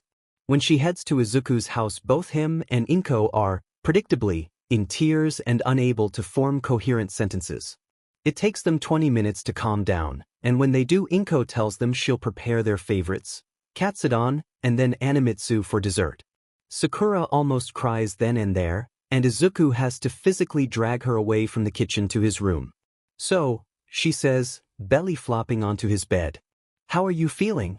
He bursts into tears again, but this time it only takes him 10 minutes to calm down. All the people who told me I'm a failure, I'll prove them wrong, he says suddenly, and Sakura has to rub her eyes because for a split second Izuku has spiky blonde hair, 3 whisker markings on his cheeks, and blue eyes. I won't be Kaken's worthless punching bag Deku forever. I'm Deku who always does his best. I hope to meet this Kaken guy soon, Sakura says, propping her head up with her hands. I really hope I do. Please don't hurt him, Sakchan, he says after a moment. Hey, you said he has an explosion quirk.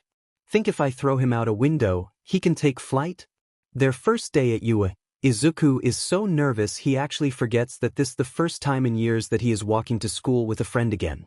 Instead he's too busy praying to whatever higher powers that be that Katsuki is not in his and Sakura's class, and also that scary guy with glasses too.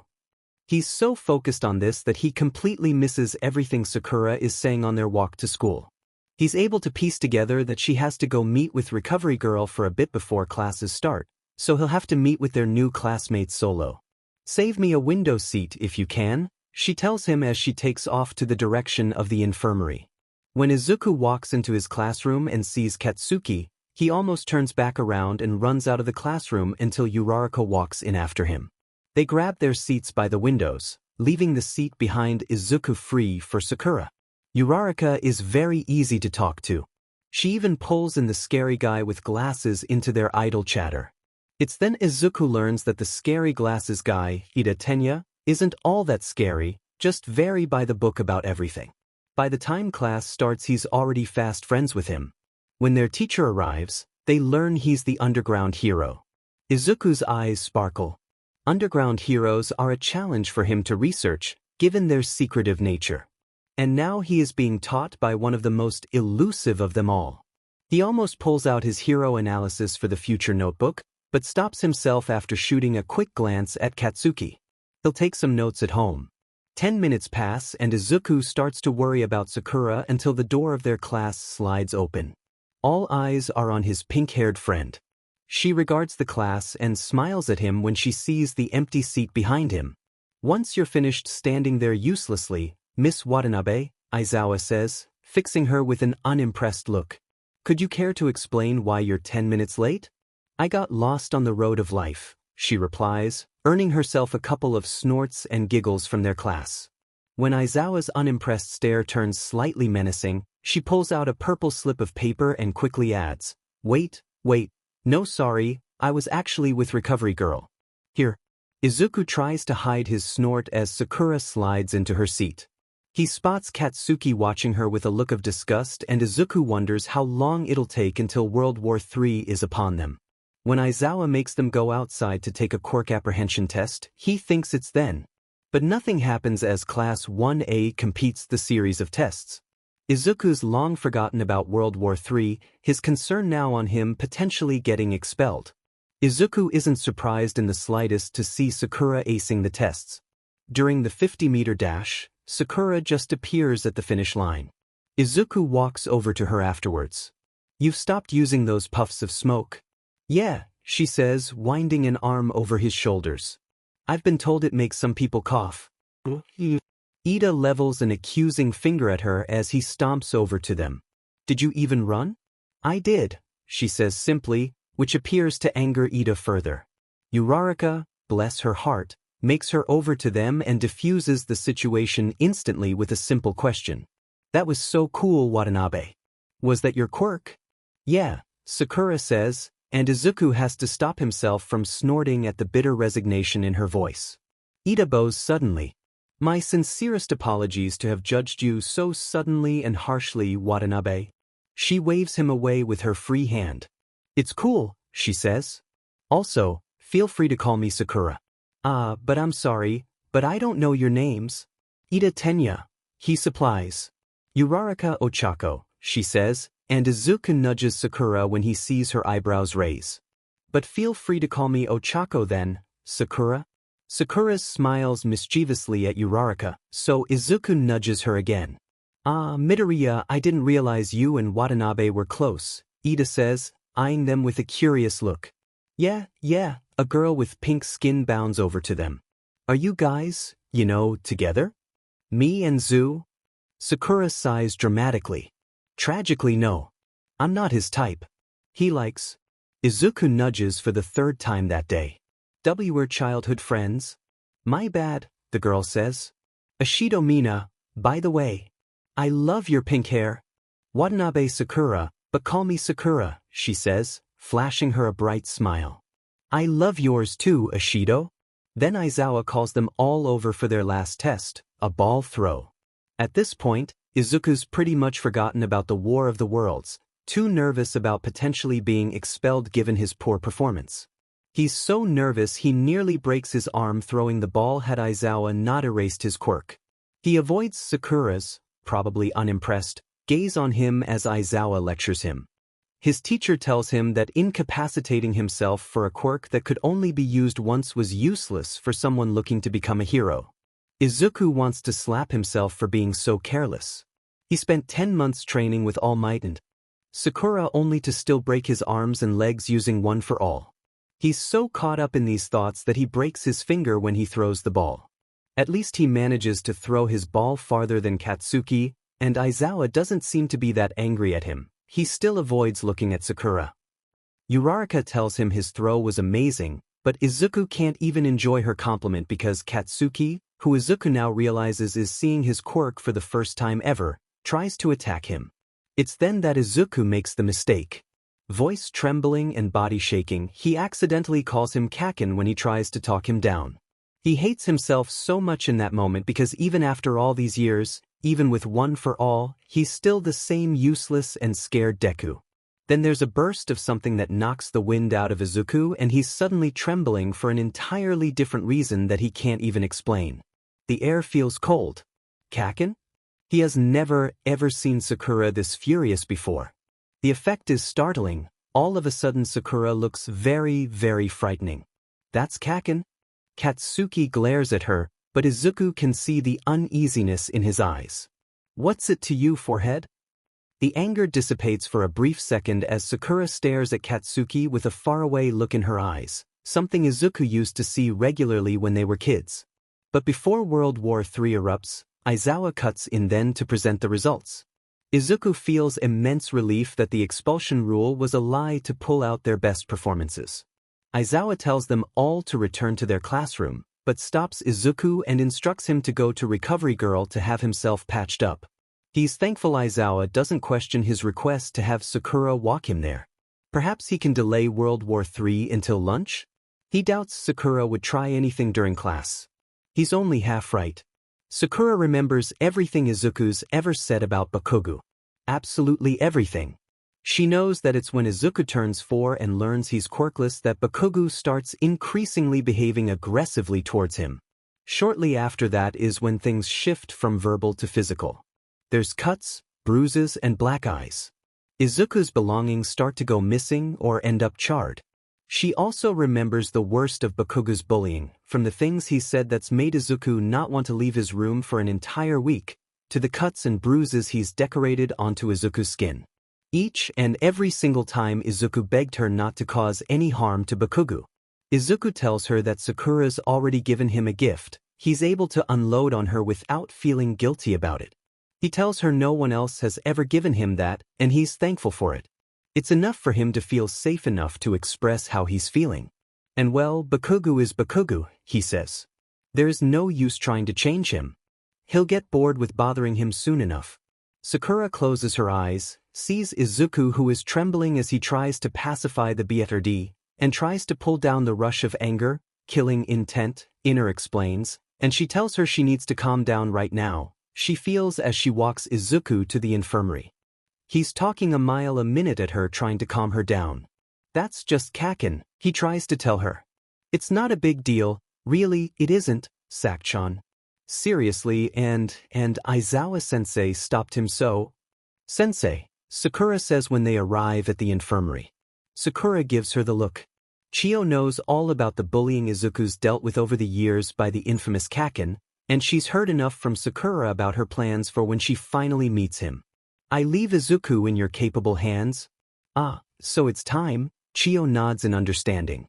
She grabs onto Izuku. Try to not get expelled, will you? Wait, what? Wait, no, Sak-chan, come on, it's not even. The door of the infirmary slides shut. When Sakura returns to their classroom, she's pleasantly surprised to learn that they are taking a 10-minute break. There's a few students milling about, and she brightens when she spots Bakugo at his desk. Oh, Sakura. Uraraka greets her as Sakura passes by her. Is Midoriya okay? He's alright, she says, opening all the windows in their classroom. Sen, Recovery Girl's patching him all up? That's great, Uraraka says. There's a look of confusion on her face. But, Sakura, what are you doing? Give me 1 second, Ochako, she says, walking over towards Bakugo. He glares at her. What do you want, forehead? You're the famous Kaken, right? Sakura smiles at him, but the edges are sharp. You're Izuku's, friend. She momentarily drops her smile as she spits the word, but she quickly recovers and continues, from middle school, right? Deku? He sneers. We aren't friends. He's just some kid who went to the same school. Sakura rears her fist back, pulls chakra into it and punches him square in the face. There's the appealing sound of something cracking when her fist connects. She hopes it's his nose, or better yet his jaw. What the F? She punches him again, this time aiming it at his gut, smiles brightly when she hears a rib crack, and sends him flying out of one of windows she's opened. The class falls into a stunned silence. They all flinch when Sakura w's back around and makes her way to Uraraka. "Sorry," she says, and clasps her hands together. Her classmates flinch again. "You were saying Ochako?" Notes. I know technically their seats are supposed to be assigned, but let's ignore that, shall we? This is an O. Also, y'all All Might is massive. That man's leg is literally the same size of Lil Midoriya tbh. You're telling me our string bean boy Midoriya is able to handle one for all without it killing him after 10 months? Like, sure, broken limbs are bad, but like, my guy, how TF are your muscles not degenerating from one for all? Or maybe I really just wanted a reason for him to be sealed because Naruto parallels LMAO. Let me know what you think. Also, OMG. I did not expect this response. Thank you all for all the wonderful comments. I especially appreciate all the amazing theories. Thank you. I wasn't 100% satisfied with this chapter, but anyway, the next chapter will be when the Bakugu/consequences tag kicks really in because our favorite Lilt's Pomeranian needs to be held to account, damn it. Chapter 3, Malum quo communius eo pius. Summary. The more common an evil is, the worse it is. Notes. See the end of the chapter for notes. Sakura, hey, so this is my second text to you ever, and I just want to say, Izuku, Sak-chan, seriously don't do it. Please. Sakura, I punched him out the window. Sakura, the window didn't break, but his bones did. Izuku, Sakin. Izuku is typing. Sakura, he can't fly, in case you were wondering. Sakura. Sakura, did I do that right? Do you see that proud little person? Today. 11:27 a.m. missed call from Izuku. 11:28 a.m. missed call from Izuku. 11:29 a.m. missed call from Izuku. 11:30 a.m. missed call from Izuku. Shota is a man rooted in logic and reason, and as a result most things in life do not take him by surprise. It is simple for him to find the logical conclusion of any given situation. That isn't to say that his logic is flawless. No, there are times, as few as they may be, where Shota misses something in his initial calculation, leading to an unexpected outcome.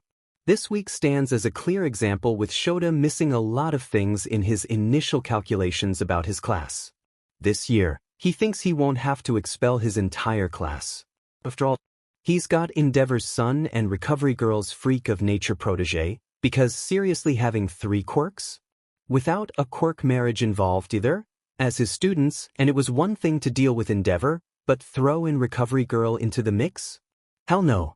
He calculates that maybe he can get away with expelling 2 of his students. At this point, he's pretty much perfected detecting which of his students aren't suited to be heroes, and yet here comes Recovery Girl's protege swooping in and becoming his number 2 problem child by punching her classmate out of a window. Absently, he couldn't help but appreciate that at least she didn't break any windows. I refuse to apologize, Watanabe says, still smiling sweetly at Nizu and Shota.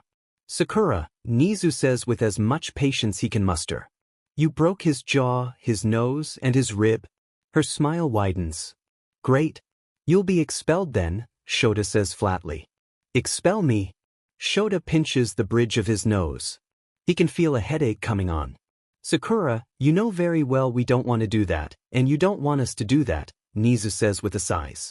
Can you help us here, HM? Why did you attack Bakugu? What do you know about the students of Class 1A? She asks instead. Nizu's tail twitches. Rest assured we've done our research. Clearly you don't know enough, Watanabe sniffs. He deserves far more than all that. Well, Nizu says, words slow and careful. Can you explain to us then why he deserves such treatment?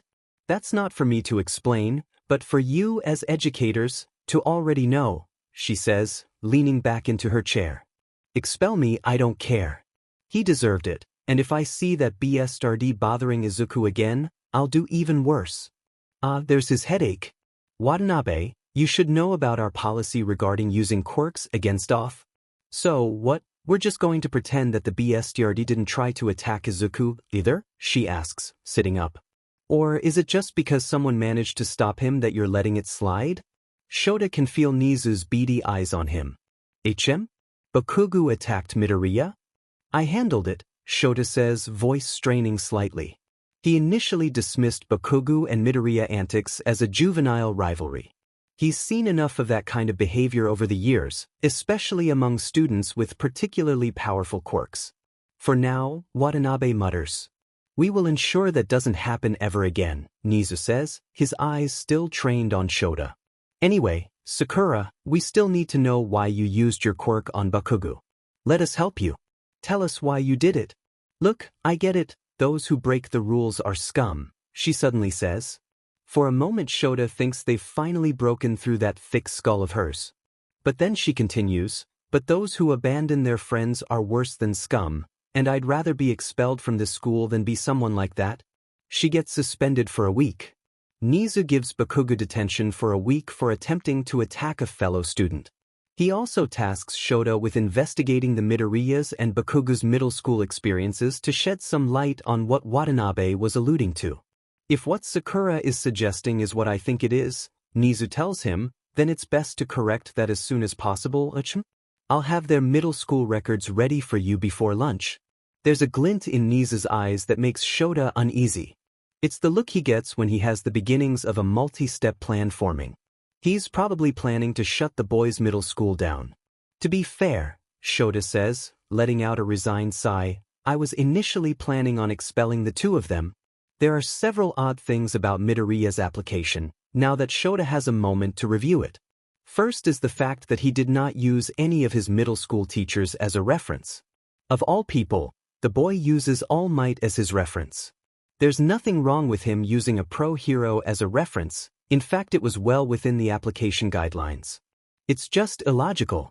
With a reference like that, Midoriya should have applied as a recommended student. Why didn't he? Bakugu, meanwhile, had used their homeroom teacher as his reference. The teacher offered nothing but glowing remarks about Bakugu. Shota decides to call the man over his lunch break. He ducks into his office and spots the boy's middle school records already on his desk. Nizu, of all people, being given unfettered access to people's personal information as a result of Yu.A's cozy relationship with the government is truly a mistake that he hopes more people would come around to realizing. But until then, it would be something he'd just ignore.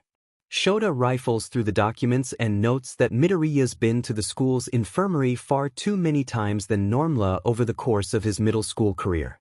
There are also many classroom incidents reports about Midoriya.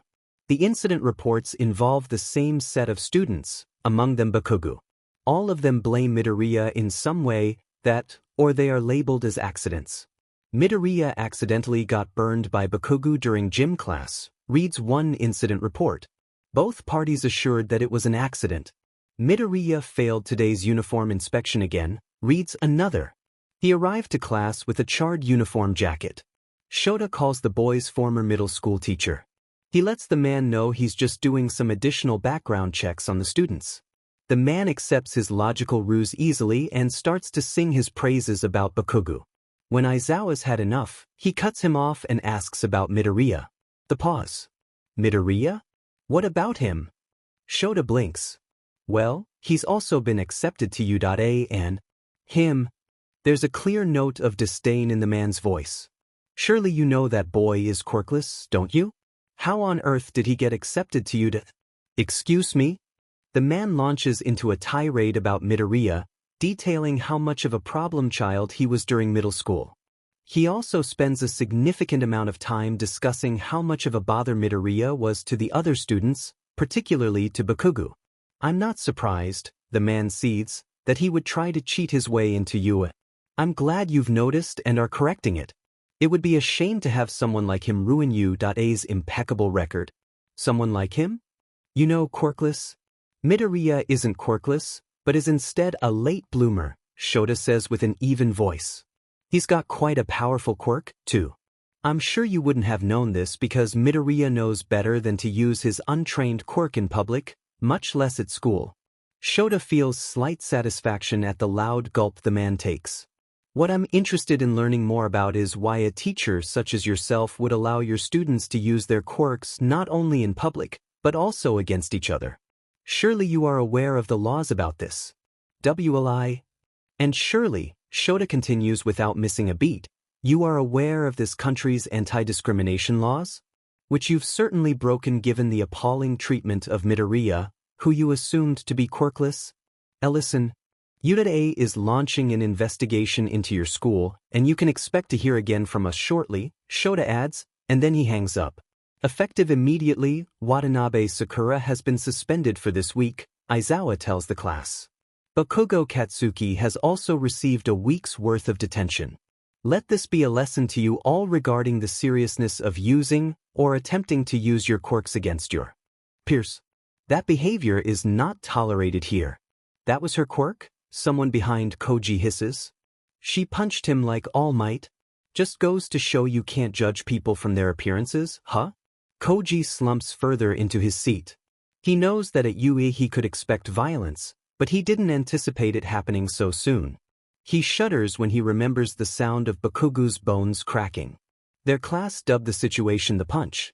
Most of the class was out when the punch took place, many of them likely in search of snacks or an opportunity to get some fresh air during their 10-minute break. Even those, like Koji, who were there when the punch happened were still piecing together the reason why it happened in the first place. Many went to Midoriya, who is apparently childhood friends with both Watanabe and Bakugo, but he offered little answers. No one could ask Bakugo because he's still with Recovery Girl. Over the course of the day, many of his classmates exchanged theories about the cause of the punch, not that Koji was included in those discussions. Some of his classmates had already misinterpreted his quiet, shy demeanor as someone to not mess with. It wasn't his fault he's so big and bulky. Koda, Aizawa says, snapping him out of his thoughts. He's holding out a folder to him. Seeing as you live the closest to Watanabe, could you take these to her house? These documents cannot be signed electronically. Koji almost squeaks out in surprise. When did he get in front of him so quickly? But he quickly recovers and offers a quick nod. The document feels heavy in his hands. Oh no, he's going to see his violent, slightly unhinged classmate. Alone.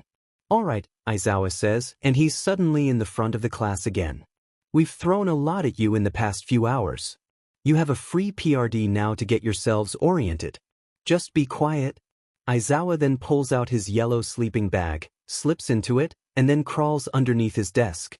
He kind of looks like a caterpillar doing that, and the thought makes Koji squeamish. His peers start suching seats and discussing quietly amongst one another, some about the assignments they have received, most though just exchange theories about the punch. After some time, their classroom door slides open and walks in Bakugo. His entire face is wrapped in bandages. When he takes his seat, the boy with bright red hair sitting next to him leans over. Hey man, he says. You alright? That look. It's mostly muffled, but even where Koji is sitting he can hear Bakugo angrily bark, Don't talk to me, you extra. The boy backs off immediately. The class resumes their hushed discussions, though this time everyone begins talking about the punch. Koda, he looks up to see his seat partner, Tokoyami, staring back at him with a serious look. You are uncomfortable with your task, he tells him, nodding at the folder in Koji's hands. It gives you great turmoil? Koji stares at his classmate, unable to form a response. If you would like, I can take on your mission for you, Tokoyami says. He must have misinterpreted Koji's look of confusion with something else because he quickly adds, I am quite adept at handling creatures of chaos given the nature of my quirk. Koji blinks. Is he calling their classmate a creature? Also, what did chaos have to do with his quirk? Oh, but wait. Tokoyami is being really kind to him right now. He must have seen how uncomfortable he is about having to go to their violent classmate alone. Koji feels tears welling in his eyes. His classmate didn't assume just because Koji is big and bulky he could handle someone like her. He feels seen for the first time in his life. Thank you, he finally says, his voice barely above a whisper. But I think I can manage, Tokoyami. Tokoyami nods. Best of luck on your journey, Koda. Once class is dismissed, Koji only makes it halfway to Watanabe's house until he's seized with the sudden memory of Watanabe's fist connecting with Bakugo's face. He changes directions and decides to go to the forest next to his house first. Maybe his classmate is right, maybe he does need some help. Maybe Katsuyu would be able to help him. He would need to buy her umebashi first, though. Katsuyu is the first creature to speak to Koji. He's about 6 when he first meets the slug. To be sure, Koji has long been speaking to animals before then. It was just the first time a creature approached him first, not the other way around. It happens when he's exploring the forest in his backyard. He screams when he first sees Katsuyu because, well, she's a bug, and also she's the same size as a large cat. He tries to run away, but she's too fast for him. Aren't slugs slow? Wait, no, that's snails. Koji actually passes out when the slug grabs him. With what arms, he doesn't know. How rude, the slug tells him when he comes to. Do you know who I am? Koji tries to respond, but all that comes out is a small, terrified squeak. I am the great Katsu-sama, the slug cries out. Here I am finally able to communicate to a human, and this is how you treat me, child? I'll have you know that just today I fell off a rope bridge. I fell in the middle of a small town where the townspeople nearly killed me by throwing salt at me. Then I was almost hit by, what is that contraption called? A car. Yes, a car nearly hit me as I made my escape to this very forest. Attacked? Koji sobs, imagining the poor, small creature being attacked.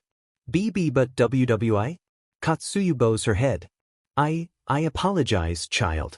I did not realize my fantastical tale would cause you harm. Koji cries harder at that. No wonder bugs were awful. They were not only scary looking, but they were also liars. Once he's able to calm down, he learns that Katsuyu is not actually a bug. In fact, she takes great offense to being considered one. I am not an insect, child, she explains with a huff. I am a member of the mollusk phylum. Koji has to look that word up, and he nearly throws up when he sees pictures of what family Katsuyu claims to be part of. He also learns that Katsuyu somehow has a very powerful healing quirk. She also takes great offense to it being called a quirk. She tells him about chakra, which he doesn't understand much to her frustration. She does teach him some basic healing techniques, which Koji is amazed by. His hands can glow green now. He can heal small cuts and bruises. Katsuyu tells him he lacks the proper control to mend broken bones and stitch together large wounds, but with practice he could at least deal with large cuts and sprains. In return, Katsuyu demands that Koji brings her mushrooms, umebashi, carrion, snails, slugs, and earthworms. Koji feels nauseous at the thought of having to interact with other bugs, and he actually bursts into tears when learns what carrion is, so he sticks with strictly feeding her mushrooms, and if he can get his hands on it, umebashi. He doesn't understand how Katsuyu is capable of eating umebashi given its high salt content, but he's too scared to ask. As Koji makes his way to the forest to see Katsuyu, he thinks about how much he wishes he was more like the slug. It was an odd thought to have, sure, but the slug has no trouble speaking her mind. Meanwhile, he feels his skin crawl at the mere thought of having to be assertive. If he were more like Katsuyu, could he have told Aizawa that he didn't feel comfortable delivering anything to his very violent and very scary classmate? Ah, Koji, Katsuyu says, slinking out of the small tree hollow that she's taken up as residence. Welcome. My favorite Yumabos, child, what it is now. Are you injured? Oh, he's crying. I have to deliver something to my classmate. And she's violent. If Katsuyu were capable of rolling her eyes, does she even have eyes? He thinks she would be rolling them now. And she punched my classmate right out of our classroom window. After a beat he adds, we were on the 3rd floor. Katsuyu sighs. Child, you're going to become a ninja, aren't you? Koji blinks. No. I mean a hero. And don't interrupt me. Katsuyu cries. Anyway, I've lived on this Dmed planet for centuries, and let me tell you, you humans are conditioned to commit violent acts against one another. It's in your nature. You'll need to get over that sooner rather than later. But I hate it. I hate violence. You hate it because you've only seen it when it causes others harm, Katsuyu corrects, voice oddly gentle. Sometimes you need it to protect your precious people. Sometimes you need it for those who cannot protect themselves. In those cases, you must never feel ashamed of it, child. Koji thinks about Midoriya, who earlier today was almost attacked by Bakugo. He thinks about the fury in Watanabe's eyes while that happened. He thinks about the way Midoriya trembled when Bakugo rounded on him. Why, you're right. Koji cries out. I gotta go, Katsuhima. Thanks. What a strange child, Katsuyu murmurs, slinking back into her tree hollow. She stops and WHPs her head back to face Koji's retreating figure. Wait, boy. Mayumebashi. He arrives at Watanabe's house slightly out of breath. It takes 3 knocks for her to open the door. Oh, hello, she says. Koji moves forward the folder. When she takes it, he almost considers making a break for it. Oh, Watanabe says. I need to sign these, right? Aizawa-sensei mentioned someone from our class would bring it over. You're Koda, right? Please come inside. She leads him to her living room, where she sets the folder down on the coffee table. She takes a seat on one end of the couch, and Koji takes his seat on the other. Let me grab you some tea, she says, and before Koji can politely decline, she sets off to her kitchen. He looks around her house. He notes some photos of Watanabe, much younger, posing next to a serious-looking woman with red hair and a playful-looking woman with blue hair.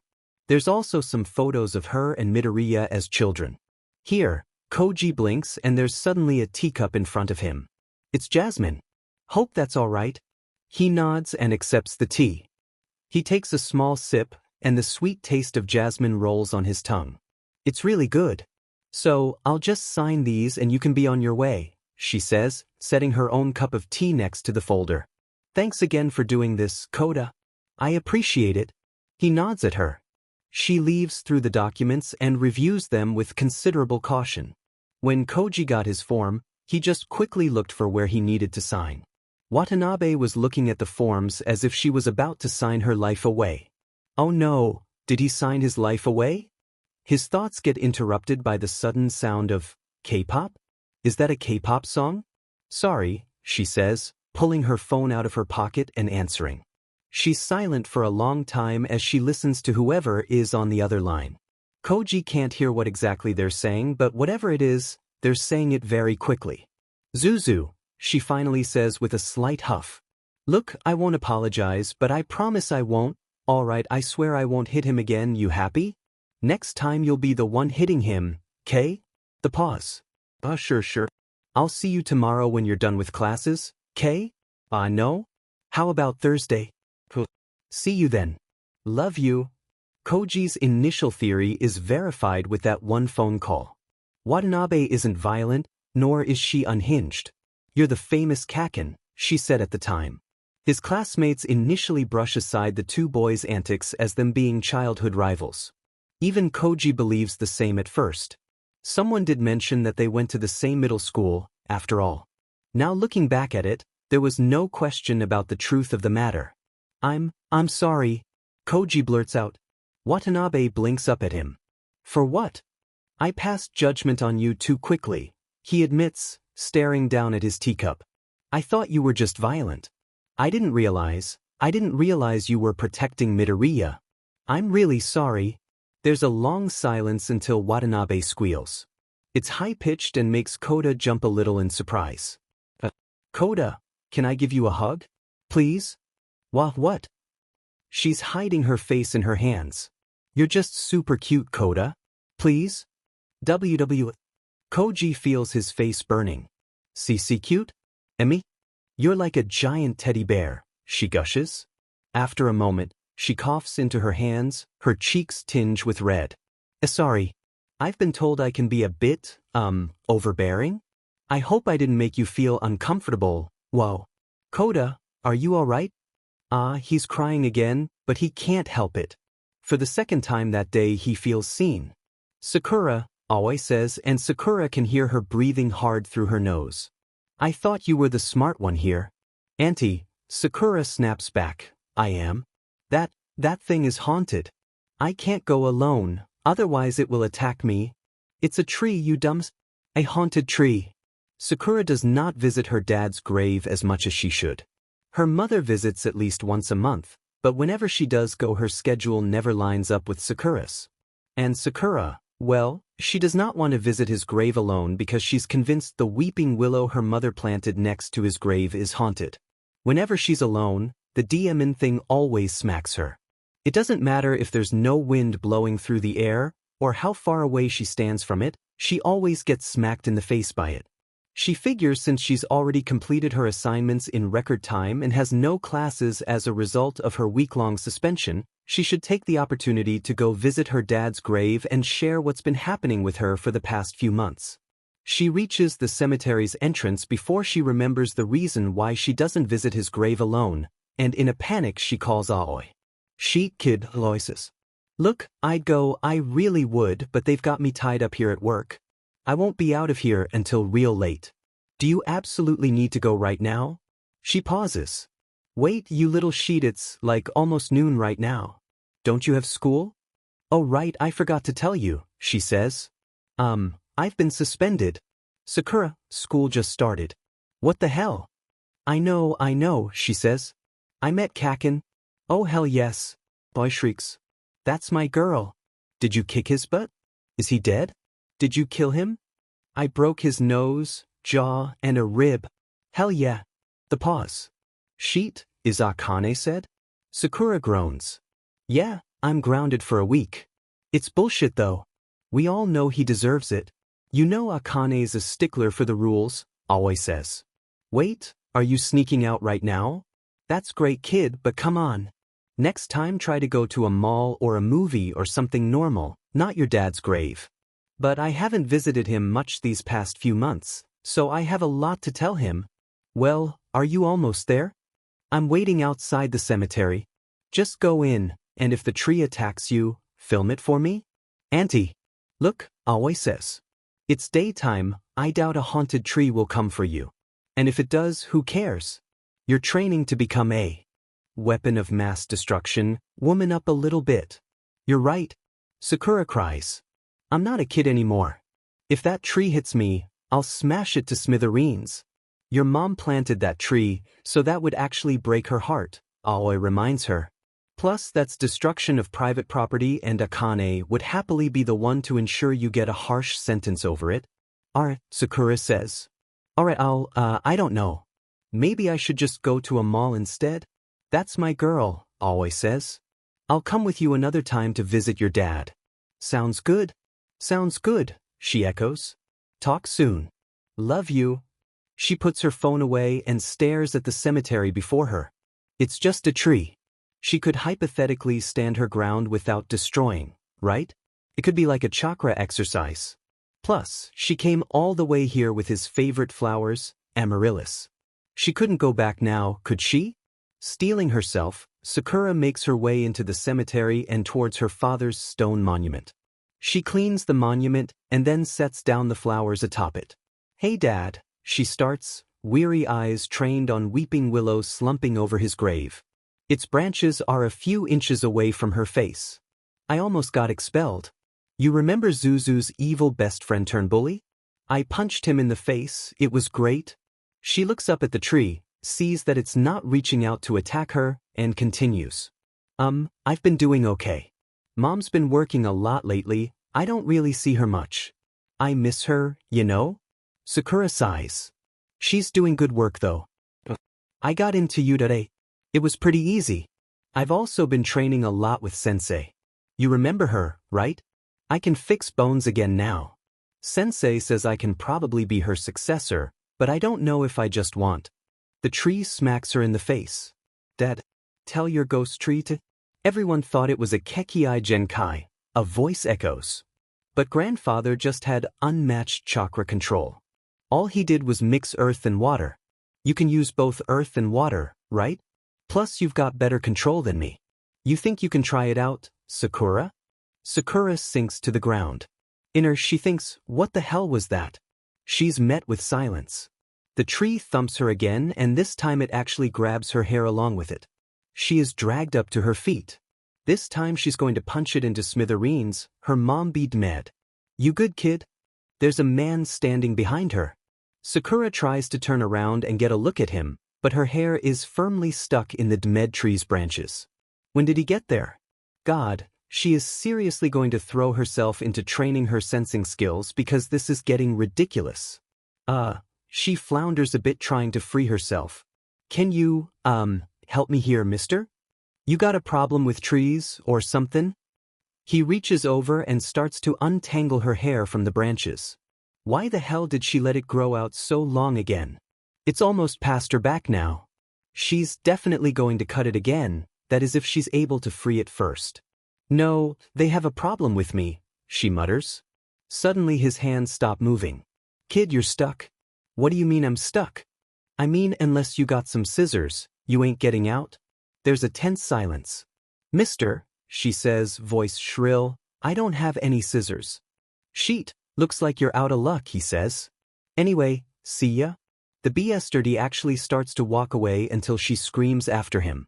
Alright, I'll help ya, he says, and there's a quality to his voice that Sakura does not like at all. You might not like what I'm about to do. Please just get me out. Alright, you said it, he says. Sakura feels something hot near her head and smells something burning. It takes her a moment to realize it's the smell of burning hair. Her hair. He's burning her hair. What are you doing? Hey, stop squirming for a second, I ain't gonna burn ya, he has the audacity to say. You're setting my hair on fire. Stop screamin'. He snaps. I'm getting you free, kid. Sakura scrambles away the moment her hair is no longer attached to the tree branch. She runs her hands through it and notes it no longer runs down her back, but now ends right at her neck. Her ends feel crispy. What the hell? The man's watching her with an amused look in his eye. He looks to be a few years older than her, with turquoise eyes and spiky, black hair. His skin takes Sakura by surprise. He's got small patches of healthy skin stapled together with gnarly, wrinkled patches of purple skin that covers much of his lower face and neck. Are those burn marks? Sakura wonders. Maybe self-inflicted? He seems to be a fire user. Does he have issues controlling it? I got you free, didn't I? That's all the thanks I get, he says. Anyway, what are you doing here? Don't you got school or something, kid? I'm visiting my dad, she says, gesturing to the stone monument. Huh, he says, a faraway look in his eyes. Must be nice. Another silence follows and Sakura stares at the man unsure of what to say in response. Eventually she decides to ask, Who are you visiting, mister? The man looks past her, eyes on a large, beautifully crafted stone monument a few feet away from them. He regards it for a long moment before speaking. Not visitin' anyone per se, he says, finally. More like remindin' myself of something. Are you a ghost, mister? The man laughs, it's a sharp and almost feral kind of laugh. He doubles over suddenly, his laughter shifting into wet coughs slick with blood. She takes a step towards him, chakra already being called into her hands, but he staggers away from her. I can, heal that for you, mister, she offers. When his coughing fit ends, he looks at her for a moment before saying, Full offense, kid, but I doubt you can do much for me. No, seriously, she takes another step towards him, and he takes a step back.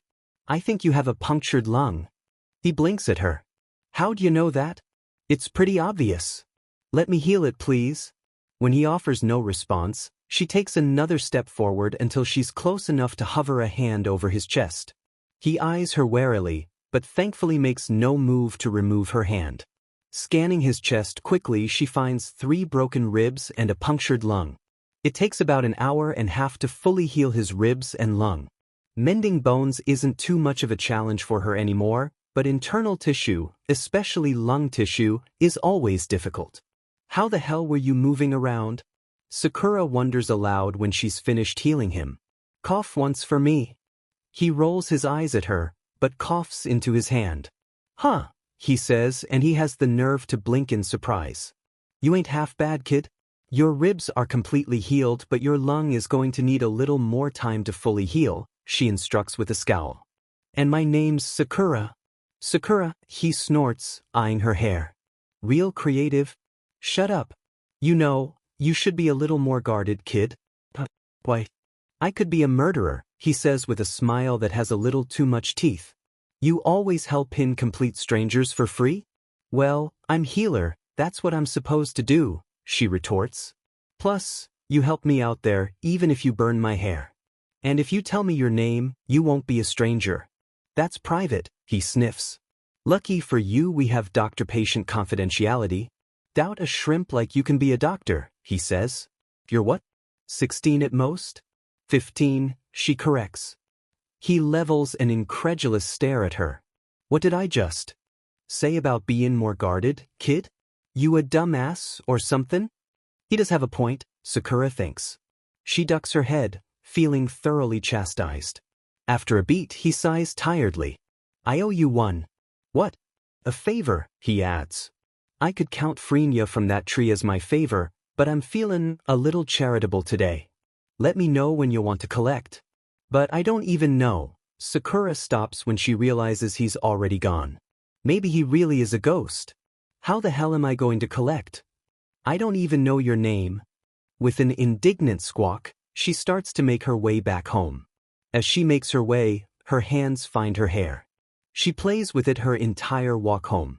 She is still scared to see what it looks like. If she has charred ends, she's going to kill that guy. But somehow the length just feels right. When she gets home, she finds her ends are uneven and charred. Aoi has to come over that night to fix it for her. The tree did this, she tells her sourly. Your dad's tree burned your hair? Aoi asks. Well, technically a zombie-looking ghost man did this, but she doesn't want her aunt to worry. Yes, Sakura lies. You on something right now? Is it acid? It takes Sakura half the night to convince her aunt that no, she was not taking acid. At least she now has a nice bob thanks to Aoi. Still, she's going to kill that guy the next time she sees him. On the third day of her suspension, Sakura sneaks out again. Then again, with her mother working late most of the time this week, she really couldn't call it sneaking out. Aoi is still proud of her regardless. She even cried when Sakura called her earlier to let her know about her plans to go out for bubble tea with a classmate of hers. She spots Koji easily inside the small bubble tea shop near their houses. When he manages to stutter out that he likes her new haircut, she has to physically restrain herself from squealing and hugging him. While they've become fast friends since their first meeting, he's still not too comfortable being touched. This proves to be a challenge because he's possibly the most adorable person Sakura's ever met. She just wants to pinch his cheeks and give him a hug. He's like a giant rabbit. He's equally as skittish as one too. He nearly ran away from her when she first insisted he call her Sakura. Koji gets her up to speed about what she's missed in class. Koji and Izuku have been graciously sharing their notes with her, not that Sakura needs them. Their classwork and homework is ridiculously easy.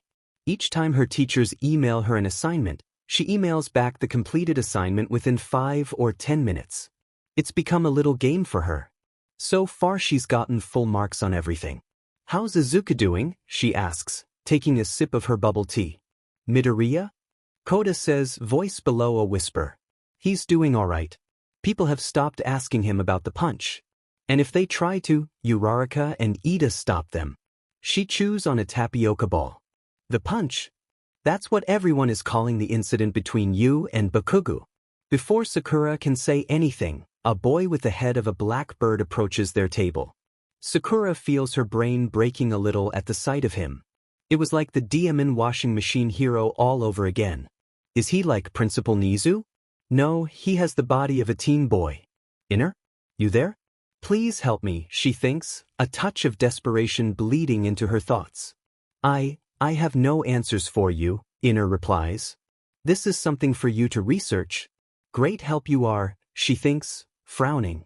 I see you have befriended the creature of chaos, he says, nodding to Koda. Sakura blinks. What? You caused great chaos in our class due to your assault of Bakugo, the boy explains. However, now they are coming to realize the truth behind your valiant actions. She doesn't know whether to be flattered or offended. She settles on being confused. What? Sakura, Koda cuts in gently. This is Tokoyami. Greetings, Tokoyami says. Hi. I must be on my way, Tokoyami says suddenly. I will see you later, Koda. Watanabe. Bye. Sakura watches Tokoyami's retreating figure. Is he always like that?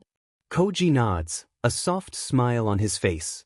It takes some time to understand Tokoyami, but he's kind. She has to wonder if maybe Koji's quirk is involved in how quickly he's come to like and understand the bird boy. Regardless, if Koji likes the guy, he can't be half bad, she decides. What did he mean by chaos? Koji looks down at his bubble tea. Everyone was kind of divided about the punch. Divided? Yeah, a lot of people didn't know what to make of it, Koji explains. I think they thought, like I did, that you were a little scary. But they're realizing now you were protecting Midoriya. His classmates are being nice to him and Izuku does not know what to do. He wants to ask Sakura what to do, but each time he calls her it goes straight to her voicemail. She's probably sleeping now that he thinks about it. He wants to ask All Might for advice, but he's busy with class, and now that he thinks about it he shouldn't bother All Might of all people with someone so minor. He can't call his mom because, well, he hasn't brought up the whole Katsuki situation with her ever since it first became a situation. His classmates are nice to him and they avoid Katsuki. Ever since he exploded on Kirishima they've started to look at him like he's, well, a bully. Since then, his classmates don't greet him in the mornings. They don't group up with him during group exercises. They just try to pretend he isn't there. It feels nostalgic in the worst ways possible because that's supposed to be Izuku, wasn't it? For years it was Izuku who was the person to avoid because he's useless Deku. To see the same happening to Katsuki is, well, jarring. He does not know what to do. His feet take him to Shizenji's infirmary. When he walks in, the first thing he notices is a chalkboard with the words, "It's been 5 days since a student from Class 1A has nearly died." "That's new, sensei," he remarks. Shizenji hums. "What can I do for you, my boy?" His eyes land on a box of bunny-shaped bandages. "I need a bandage." Shizenji hands him the entire box. "That all?" He hands her back the box, avoiding her eyes. "Actually, I don't need any bandages. I don't mean to bother you or anything, but All Might is, in class right now and, Sakin's suspended so she's probably napping right now and—" "Izuku," she says, voice gentle. "You're never a bother to me, not ever. Take a deep breath and tell me what's on your mind, my boy." He looks up and sees Shizenji's gentle eyes and he feels like he doesn't deserve this, doesn't deserve to waste her time with something so stupid. But she just tells him again to take a deep breath, and this time he does. He stares down at his shoes as he wills himself to form a coherent sentence. He wonders if it's too late to tell her that he's fine and head back to the cafeteria to go find Uraraka and Ida and pretend like everything's fine. But then Shizenji gives him a gentle smile, takes one of his hands into hers, and Izuku bursts like a dam. Shizenji listens and squeezes his hand here and there while he tells her, well, everything. When he finishes, he can't make himself look at her so he still keeps his eyes on his shoes. "Izuku," Shizenji says after a beat, "it's not your fault." He feels tears welling in his eyes. "It's not your fault," Shizenji repeats. "Also, going look in the mirror every morning and say that you love yourself and you are strong 10 times. Do it right now," she says, taking him by the arm and steering him to the infirmary's small washroom. "Look at the mirror and say you love yourself and that you are strong." He stares at her. She stares back at him. I can't," he blurts out. "It's embarrassing." Shizenji grabs onto his cheeks and pulls. "I love myself," she says, a menacing quality to her voice. "I love myself," he manages to garble out. "I am strong," she says. "I am strong," he repeats. She releases his cheeks. Again. I love myself and I'm strong." Again. "I'll love myself and I'm as strong." Again. He does it and again until Shizenji is satisfied. "You have many people who care deeply for you, my child," Shizenji tells him, patting him on the back. "But even without us, you need to know that you are worthy of love, that you matter, and that your presence here is important. With or without One for All." A sob escapes Izuku and he feels his face go bright red in embarrassment, but Shizenji just smiles at him again and continues to pat his back. "Also, Izuku," she says, handing him a candy from her coat when he finally calms down. "You should talk to your homeroom teacher?" "And no, it's all right," he says a little too quickly. Shizenji chuckles. "Let me tell you a secret. He's actually a big softy." Izuku tries to imagine scraggly, scary, and harsh Aizawa as being soft and his brain breaks a little at the thought. "I'm serious," Shizenji says. He'll want to help, he just needs to know how. I know you've dealt with poor excuses of teachers in the past, but I assure Shota isn't one of them. Just give him a chance for me, will you? I'll, try, Izuku mumbles. Plus, Shizenji adds. You might not have to deal with Bakugo for much longer, from what I hear. Well, what? What do you mean? If the rumor mill is right, he may be expelled once UA is finished investigating that middle school of yours, Shizenji explains. There's a zero-tolerance policy about bullying. But Izuku's out the door before he can hear the rest of what she's saying. Shota can admit that he's a little horrified to have failed to see the logical conclusion in the situation between Midoriya and Bakugo. It's quite obviously a textbook situation of bully and victim. At least that middle school of theirs would be no more. Once Nizu gets a whiff of misconduct and discriminatory behavior taking place somewhere, much less a school of all places, it takes him no time to shut it down. How Nizu manages to get the school's old surveillance tapes in less than 48 hours, Shota does not know, or want to know, really. But between the tapes and incident reports, at the bare minimum there's enough to fire most of the faculty of that school. He still needs to figure out how to handle Bakugo. The boy is a human bomb, in more ways than one. He's still a little astonished at how much stuff that school allowed him to get away with. No, not allowed, he thinks. They enabled his behavior and encouraged it even. It was no wonder Watanabe acted as violently as she did when she met the boy. Now, how Midoriya kept the two apart for that many years, Shota really wants to know. How Nizu finds this information out, Shota does not want to know, ever. At least it doesn't lessen her suspension. Rules are still rules, Nizu says. Shota sighs, running a hand through his hair as he makes his way to his office.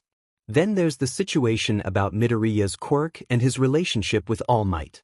There is definitely something going on there, and he's a little annoyed that All Might seems to know more about Shota's own student than him. Shota's shaken out of his thoughts when he sees Midoriya, who looks like he ran halfway across the school, standing outside of his office. Please, Midoriya stops to take a deep breath. Please don't expel Kaken. I mean Katsuki. Shota stares at the boy.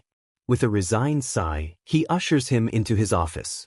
Explain, he says, once they are both seated. Shizenji-sensei said you guys might expel Casey, Katsuki, Midoriya says, gripping the arms of his chair tightly. Please don't. Why? Midoriya looks down at his feet. He's going to be a great hero someday. I'd hate to be the reason why he doesn't. Midoriya, Shota says flatly. When Midoriya flinches, he tries again, this time voice low. Midoriya, you are not responsible for Bakugo's actions. He is responsible for his own actions. Tears spill down Midoriya's face. Beep. What Bakugo did to you is unacceptable, Shota continues, holding out a box of tissues to him. We don't tolerate that kind of behavior here. If he gets expelled, it's of no fault of your own. I'm sorry, he sniffles, taking a handful of tissues. I'm sorry. Shota's expression softens. I'm sorry. I've been told I can be a harsh teacher, he admits. I am this way because most students come here without being taught about how harsh his world can be. His eyes drift up to the ceiling as he thinks about Midoriya's schooling experience until now. Midoriya, you've already received that lesson in the worst way possible. You've been failed by your previous teachers, and for that I'm truly sorry. He looks back at Midoriya and the boy is staring at him with wide, tear-filled eyes. Thank you, sensei, he manages to croak out. His cell rings then. Nizu's name flashes on the screen. Stay here until you've gathered yourself, he says. I'm just outside if you need anything, Midoriya. He answers the phone once he's a few feet away from his office. I'm drawing up the expulsion paperwork for Bakugo, is the first thing he tells Nizu. Notes. Sakura. I've only known Koji for a day and a half, but if anything happened to him, I would kill everyone in this room and then myself. Katsuyu. Hey child, you want to learn how to heal? Koji. Katsuyu. Bring me the decaying flesh of dead animals, slugs, or earthworms. Koji. Katsuyu. Okay, sheet. Bring me umebashi or mushrooms. Am I missing anything, Or did Yudare/society really just accept that Midoriya got a quirk out of nowhere at the age of 14? And they just rolled with it? Chapter 4. Manus Multiciora Unum. Summary. Many hands, one heart. Notes. First things first, look at this amazing image of Koji and Sakura getting bubble tea that sealed elixir made. Sakura's ends are even charred. Amazing! Also chapter warning. Some implied NTMT partner violence and self-harm in this chapter. See the end of the chapter for more notes. Between running Japan's top hero school and collecting classified secrets about, well, almost everything, Nizu also manages to find the time to dabble in analyzing the development of villains. It's fascinating stuff. His favorite kind of villain to explore are those who are completely unaware of their villainy. He supposes it's because that's the very first kind of villain he's met, what with those humans that experimented on him for the sake of science. He finds that this type of villain is usually an individual that lacks control in their life and seeks to find it in the domination of those that they see as weak. This is a trait he finds in a lot of the humans he's interacted with over the years. For such supposedly intelligent creatures, he wonders why many of them fall victim to such a very primal urge. When he looks at Bakugo, a boy with a track record of harassment, bullying, and obsessive need to win at all times, he sees the making of this very type of villain.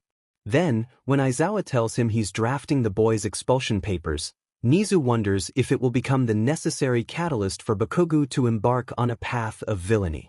One could say that the boy's already halfway there with his warped sense of justice. Knitting his paws together above his lap, Nizu thinks long and hard about the boy's journey so far. No, the boy would not become a villain, he decides. If he gets expelled from Yuri, he would work harder at trying to find another way to become a hero. Villains never win. He remembers the boy writing as his answer to the written exam's reflective essay portion. The question had asked for students to discuss one hero that inspires them, pro-hero or otherwise. When I become a hero, he wrote, I'll be like All Might and ensure that villains never will. He wonders how Bakugo is able to see a winner in Yagi, whereas most see sacrifice, selflessness, or in Nizu's eyes, a desperate need for self-validation. The man is getting better about it now, and it's perhaps due to that successor of his who shares a similar self-destructive selffulness. Nizu thinks about what may happen if he allows Bakugo to stay here, if he actually grants the boy the leniency Midoriya had asked from Aizawa. His thoughts, oddly enough, go to the number 2 hero. Nizu wonders what's become of a man. Has he channeled his need to win at all times into something more productive? He would like to hope so, but then he remembers the man's marriage to a woman with an ice quirk. When is the last time she was seen in public? And young Todoroki, where did he get that burn scar? Nizu stops there and files the line of thinking for something to be revisited later because, well, even with as little information as he might have about that situation, isn't it starting to shape into quite the disturbing picture, HM? If Bakugo continues on this course, would he become someone like Endeavor? Nizu's tail twitches. He calls Aizawa and gives him the following instructions. Bring him the completed expulsion papers, and then tell Bakugo to go to his office. A few moments later, Nizu's got the expulsion papers in his hands and Bakugo is taking a seat in the empty chair in front of him. For a solid minute, Bakugo and Nizu stare each other down.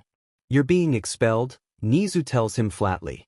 He watches as Bakugo goes through what he first thinks is the stages of grief, but then Bakugo's face only contorts into confusion, denial, and then pure anger. Expelled? Bakugo jumps to his feet, his chair almost clattering to the floor. What the F are you talking about, you rat? We have a zero-tolerance policy regarding bullying. I didn't do shit to anyone. The yet in that statement goes unsaid, but is heard all the same. This is not Aldra Middle, he tells him. We do not accept that kind of behavior. Your classmates are your peers. Not your competition, and certainly not beneath you. They are your peers, your comrades. Was it Deku? Fing Deku. Did he put you up to this? Nizu starts reading out Aizawa's expulsion papers to him. Bakugo Katsuki, it begins, is unsuited to be a student at UA. This is following an investigation into his past experiences at Aldra Middle School. Bakugo is a crude, arrogant, short-tempered, and aggressive person. To be frank, he comes downright villainous at times. He has consistently caused emotional, physical, and verbal harm towards his peers. This is bullshit. When was the last time you helped someone? Nizu asks, looking up from the papers. I can list here each and every single time you've caused harm to your peers, Bakugu. But I can't find anything that shows me you'd be willing to help them. Bakugu goes quiet. You know, Nizu says, despite all of this, Midoriya insisted that you not be expelled. I don't need Deku's effing hell. You're being expelled, he repeats, and Bakugu goes quiet again. Or, if you're willing to attend anger management classes and personal sessions with me, you can instead be transferred to Shiketsu. Many like to say Shiketsu is U.A's Western equivalent, which Nizu always finds a little funny. Never mind the fact that U.A alumni overwhelmingly take up the top 10 pro heroes ranking. The most promising come to U.A to shine, after all. But no matter how many curriculum changes Nizu makes, no matter how many changes he makes to the entrance exam, and no matter who he adds to the school's faculty, the one thing that Shiketsu holds over U.A is their ability to impart on their students the core values behind being a hero. That, and that alone, is why Nizu doesn't challenge people calling the school U.A's Western equivalent. It frustrates Nizu to no end that while U.A alumni become some of the world's most powerful heroes, it's always Shiketsu alumni that become the heroes known for their hearts. Maybe, he thinks absently, I'll change our motto. U.A could train kids like Bakugu to become strong heroes. Hell, Nizu could easily see Bakugu as the #1 pro hero in the next few years. What U.A could not teach him is how to be a hero. This is your one and only chance. Nizu smiles, all teeth. Don't screw this up. On Sakura's final day of her suspension, she has Izuku meet at the pond near his house once he's let out of school. Inner's been bugging her the past week to learn how to water walk, and to teach Izuku how to mediate, again. Why the sudden urgency to do so now, Sakura does not know, and of course, Inner offers no answers. When Izuku finally arrives, she can tell he's been crying. What's wrong? He doesn't meet her eyes. Nothing. Izuku. I'm worried about Katsuki, he mumbles to the grass below him. Aizawa-sensei told him to go see the principal today, and he didn't come back to class after that. I think they expelled him. Sakura bites the inside of her cheek. She almost says, yeah, well, here's hoping that BSRD got expelled. But knowing Izuku, that comment would not be appreciated. With a weary sigh she instead says, if they've expelled him, it's not your fault. Izuku looks up at her, his eyes already starting to water. But Kaken's supposed to become a great hero someday. I can't take that away from him. You aren't taking that away from him, Izuku, she says, placing a hand on his shoulder. What he did was his choice, not yours. You aren't at fault here. Ooh, you kinda sound like Aizawa-sensei. What? Sakura frowns. That's so mean, Zuzu. No, I don't mean that in a mean way. Aizawa-sensei is actually really nice. Sakura says with a snort. Anyway, you good? I will be. I think. Good. So, what are we doing here? Izuku's eyes start to get their shine back when he adds, Quirk training? Yeah, I'm going to walk on water. You're going to walk on water, he repeats, and in a flash he's pulling out his hero analysis for the future notebook. Of course. Your quirk already emits a constant repellent force from the bottom of your feet in order for you to walk atop most surfaces, but, Zuzu, I never considered that you could apply this to liquid surfaces, too. This may be more difficult to master, but not impossible. He scribbles something into his notebook. You would need to adjust the amount of repellent force being emitted because, Izuku, of the surface. If adjusted correctly, hypothetically you could also run or skate on these surfaces, too. Are you done? Did I say that out loud? Sakura laughs as she makes her way to the pond, channeling her chakra to her feet. She takes a hesitant step onto the surface of the water. When she doesn't fall into the water, she keeps taking more steps until she's standing in the middle of the pond. Oh, she murmurs. That was so easy. Is it supposed to be this easy, Inner? Sakura wonders. You said I don't have control like I did in the before. Inner offers her no answer. Typical. Awesome. Izuku cries from the shoreline of the pond, waving wildly at her. That's amazing, Sakchan. Sakura beams back at him. Tell him to meditate, Inner says as she starts to make her way back to Izuku. Oh, now you want to talk, huh? Sakura frowns. But Sakura expects no answer, so when Inner replies she nearly stumbles over her feet. It's different now, he has more chakra. But hey, Zoo, let's meditate. They find a soft patch of grass and sit across from each other, legs crossed and holding hands. Feel what I'm doing and try to replicate it, she says, challenging a bit of probing chakra into him. Whoa!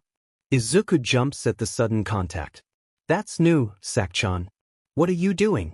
Close your eyes, she tells him, guiding her chakra to the large pool of his reverses. You feel the way this ebbs and flows, right? Right? Try to pull it throughout your body, she says. Slowly and piece by piece, all right? Izuku focuses on the strange sensation. Soon after, he's channeling chakra throughout his body. Sakura peels her chakra away from him and watches him with a fierce sense of pride overcoming her. He's able to meditate for about 15 minutes. He looks only a bit winded when his eyes snap open. That was so weird, he murmurs, and from the look in his eyes she can already see the gears shifting in his mind. How did you even know how to do that? I mean, you do also have something of a stockpile quirk, too. Is this another way of training it? Man, I have to talk to All Might. I wonder if he... Sakura rolls her eyes. Izuku. Huh. Izuku blinks. Oh, oops. Let's try something else, she says, rising to her feet and making her way over to an oak tree. Izuku follows after her. That same feeling of channeling that chakra through your body, try to now channel it into your feet. You mean that energy from One for All? Sakura sighs tiredly. Someday she'd be able to explain it to him. Not today, but someday. Sure. Izuku closes his eyes, takes a deep breath, and lifts his foot up to the tree. His chakra, which is green, starts to spark out around his raised foot. When he presses it to the tree, it explodes. They both get covered in thousands of small, very painful wood splinters. Man, F trees, Sakura mutters under her breath, raising her hands and channeling chakra into them. Cammy is 14 going on 15 and she's having a mild crisis. Here's the deal, she's trying to find the man of her dreams, and it's becoming something harder that is than actually getting into Shiketsu. Okay, so, Shiketsu wasn't all that too hard for her to get into, but still. And also, if she could just veer off course for a second, why the hell are people so shocked that she got it into the school? Rude much? But anyway, back to her mild crisis. Where does she even start? Well, alright, so it's a mild crisis because her school is actually pretty nice. Her uniform is pretty cute. She gets a cute hat. Goodbye bad hair days. Her teachers are pretty nice too. Take her homeroom teacher, for example. At first everyone, even her, are all really scared of him because his eyes are constantly bulging out. What's going on, man? What are you seeing? But he's really nice, really smart, and gives them life advice that self-help gurus wish they could dish out. Anyway, the teachers aren't the issue plus. Gross, she'd never date a teacher. No way. The problem is her classmates. Each time she thinks that she's found her first boyfriend, something happens. Take the tall, dark-haired guy with a buzz cut, Yurashi, for instance. She spent 20 minutes hitting on him only to be told by him that she has great interaction techniques. What? Also, after speaking with him for that long, she's come to learn that loud, brash guys are totally not her type. Which is totally tragic because his body. God, totally her type. Anyway, the next guy in her class to talk to her, Mora, is literally covered in hairs, but it's fine because his hair is totally amazing. Not a split end in sight if you can believe it. They exchange hair care routines, and while Cammy does not find a boyfriend in him, she thinks she's at least found a good friend. Ugh, then there's Shishikura, more like Shichikura. Teh. He literally chewed her out after her failed flirting attempt with Yurashi and told her she's not allowed to have a boyfriend at this school. She, of course, brushed him aside. But then he pulled out the student handbook and flipped it to the page that details students are not permitted to have romantic liaisons with each other.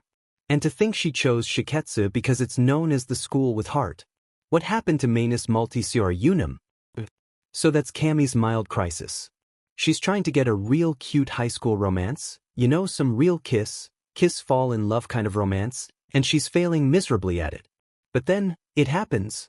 Their teacher, bulging eyes and all, tells them they'll be having a transfer student join their class. Everyone is totally shocked because, well, it's the second week of school. How the hell can they already have a transfer? It's totally suspicious. But those thoughts fly out of her head the moment the classroom door slides open. It's just like all the movies and shows she's seen, love at first friggin' sight, man. A literal babe among men walks in, and he's got this don't mess with me beach look mixed in with a smattering of man, do I have a tragic but like not dead parents' tragic background. Also his skin. What appealing skin. What the hell is he using on his face? What kind of serums? Is he a sheet mask kind of guy or clay mask? Cammy squints at him. Definitely sheet mask with skin as supple as that. Man, she could already imagine the lazy dates at home with the two of them just doing face masks and watching garbage TV. Cammy pokes Mora's back with her pencil. He looks over his shoulder at her expectantly. You need to help me stuck him, she tells him. And yeah, so what that she's known Mora for, like, a week? They exchanged curling iron tips, which is basically like taking a blood oath. They're not just friends now, they're besties. Mora's visible eye bulges out just like their teacher. What? You need to help me stuck him, she repeats. He's, like, totally my type. Plus, you're, like, class representative, it's kinda your duty to help me. Are you hard of hearing or simply a fool? Sakura hisses at them. Why does he have to sit right next to her?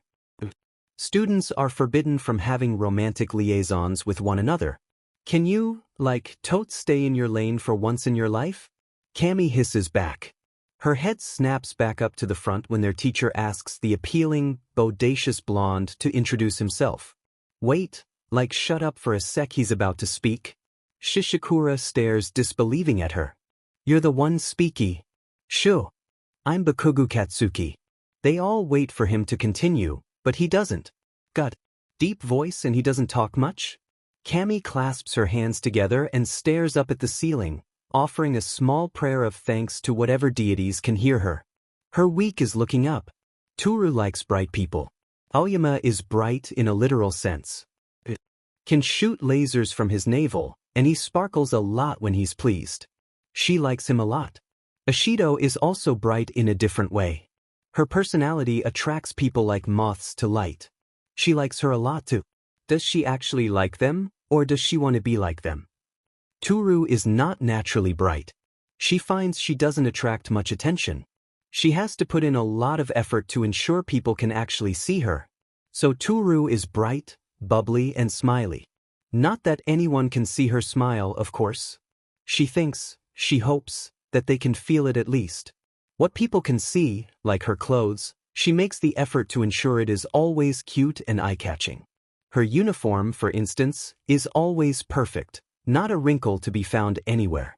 Her everyday clothes are always a little high fashion. Sometimes that earns her compliments, most of the time she gets stares. These things become something like a set of rules for her. Other rules include, when she meets new people, she's always the first person to introduce herself. She's never the loudest person in the room, but always a close second or third, because, well, too much attention and people didn't like you. And she couldn't have that, now could she? She guards these rules close to her heart because she might disappear altogether if she doesn't. It's happened before in middle school. She had to take drastic measures then to feel like she was still there. Sometimes she still does it. She can see her arms and legs better when it's painted in rich reds. In some ways, it's how she's able to pass the entrance exams after all. Invisibility can only take her so far. But invisibility, some sharp pieces of scrap metal, and an eye for the vital parts of a body, robotic or otherwise. And besides, was it really a bad thing for her to know these things a little too well? Sometimes, though, Toru doesn't want to bother.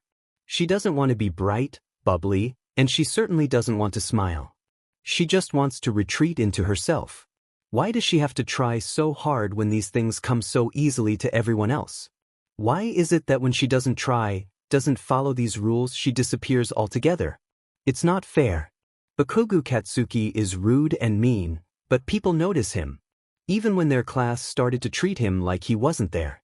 It feels familiar, but she knows it's different. When Toru thinks about it, she feels angry and tired. Then she feels a fog creeping in and she has to draw half-moons into her palms with her nails for the fog to dissipate. She's here. She's here. She's right here. On their second week of school, Bakugo doesn't show up. Their class is curious because, well, Bakugo's been the first person to arrive at their class all of last week. But no one wants to ask Aizawa. He looks grumpier than usual today when he comes in. As he takes attendance, everyone leans forward in their seats waiting for Aizawa to say Bakugo's name. Aizawa doesn't call his name. There's a strange silence that settles over the class as he continues on. He's literally gone, but he doesn't disappear. Toru's eyes wander to the empty seat of Watanabe. Wasn't she supposed to be coming back today too? Wada. I'm here. Watanabe leaps out of an opened window and lands in her seat. I'm here. Aizawa stares at her for a long time. Why, he says flatly. Why what? Watanabe blinks. Oh, why am I late? Recovery girl needed me to. Next time use a door. He cuts in, pinching the bridge of his nose. He looks up at the ceiling for a moment and briefly Toru wonders if he's praying, but then he quickly resumes taking attendance.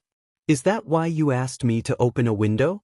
Midoriya WHPS around to hiss at her. She throws up a peace sign and a winning smile. It's faster. Toru decides that Watanabe is bright too. In a different way. Something between Aoyama and Ishido. She likes her. Does she like her? Class moves quickly after that, and just before English with present mic begins, Aizawa tells them they need to select a class representative. After saying this, he walks out of the room.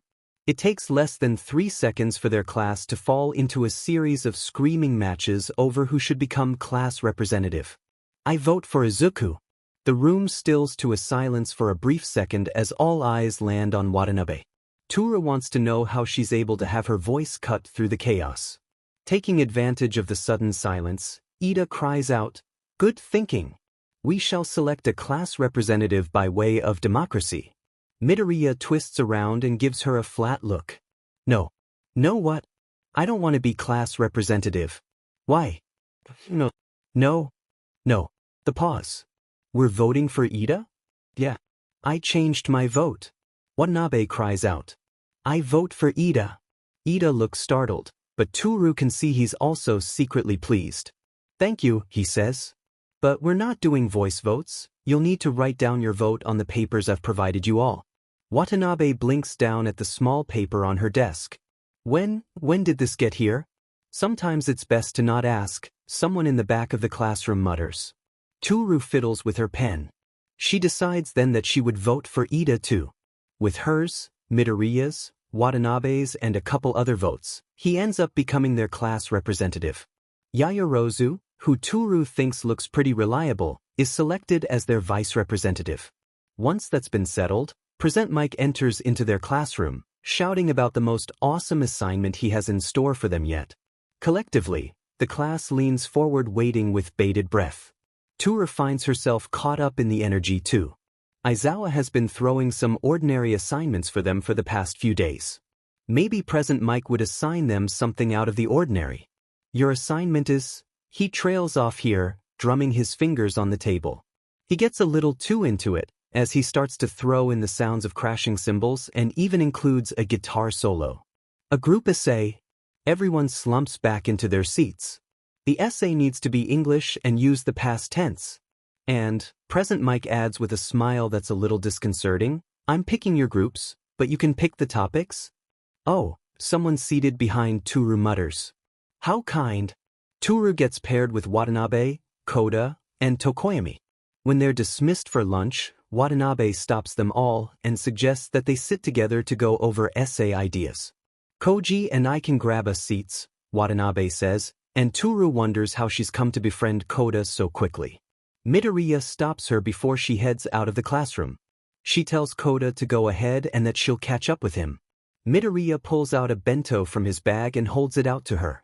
Watanabe stares down at it with tears filling her eyes. Is that? Midoriya looks tired. Yes. I'm going to marry Auntie, I swear. Watanabe declares suddenly, and there's tears and drool running down her face. Midoriya breathes hard through his nose. Toru's surprised he doesn't go red at her statement. Please stop saying weird things, people will misunderstand. If our love is wrong, then Sakshon. Alright, she says, wiping at her eyes and then her mouth. Hey, can I come over for dinner today? Again. Aoi said she wanted to come over and try to make hambagu steak. There's a silence. I'll text Mom and let her know you're joining us tonight. You're truly my hero, Zuzu. Hey, do you want to have lunch with Ochako, Tenya, and Tsu? Watanabe wiggles her eyebrows. Oh, first name basis already? You're moving quickly, huh? A second. Midoriya's face goes bright red as he casts a nervous glance around the room. He misses Toru entirely. She's here. She's here. She's right here. She stops listening to their conversation and waits for them to leave before heading out herself. On her way to the cafeteria, she manages to catch a bit of gossip about her missing classmate. Hey, you know that top rookie from this year's first-year class? That feral guy? Yeah, I heard he got transferred to Shiriketsu. Toru stops in her tracks. Shiriketsu? For real? What did he do? Apparently he got into it with someone and they transferred him out. That's crazy. Wait, Yurei's never transferred people out before, the hell? I know. Dunno why they didn't expel his butt? DMN, this year's Gen Ed first years are lucky as shit. They get a free ticket to move up to the hero course, then, right? Lucky because the two walk off, but Toru remains rooted to her spot. That doesn't make any sense. Why would Bakugo get transferred for almost attacking Midoriya?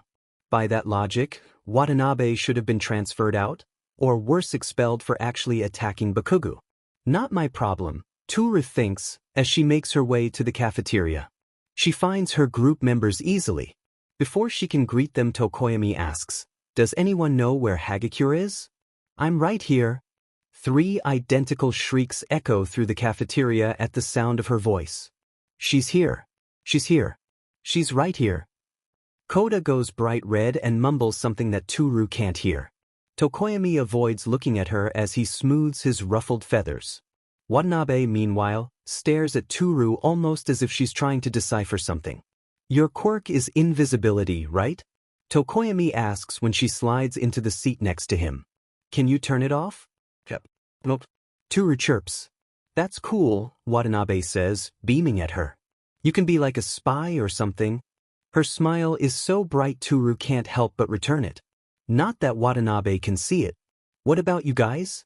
Koda starts to mumble so quietly that Toru has to lean forward to hear him, but that just makes him stop short and push his chair back with a surprised squeak.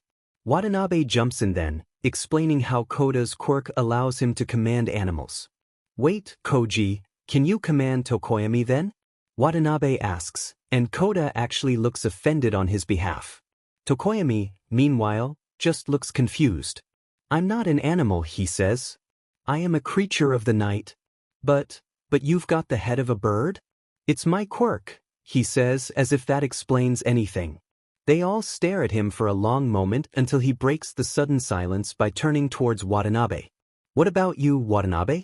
What's your quirk? Healing and enhanced strength, and I can walk atop most surfaces, she says with a shrug. That's a lot of applications for one quirk, Toru says, frowning in confusion. I have, 3, you know, Watanabe says, taking a long sip of her drink. Toru's confusion only grows. What? You know, Watanabe says with a wave of her hand. We do not understand, Tokoyami says flatly. Explain. I have 3, she frowns here, quirks? Koda stares. Tokoyami stares. Toru stares, but of course no one can see that. What? Watanabe has the gall to say, blinking back at them in confusion. What? Toru leaps to her feet, slamming her hands onto the table. 3 what? Tokoyami's feathers ruffle. Impossible. Even Koda looks like he's about to say something, but quickly decides against it and opts to just stare wide-eyed at Watanabe. Toru rummages through her backpack and pulls out a pure steel pipe the size of her arm. How it fits into her backpack is her business. Bend this? What? Watanabe stares incredulously at the pipe. Where did you get this from? If you've got enhanced strength, Toru explains, then you should be able to bend this in half. Tokoyami nods in agreement. Indeed. Koda looks like he has a question, possibly something along the lines of out of all the quirks to test out, you want to try out her enhanced strength? Really?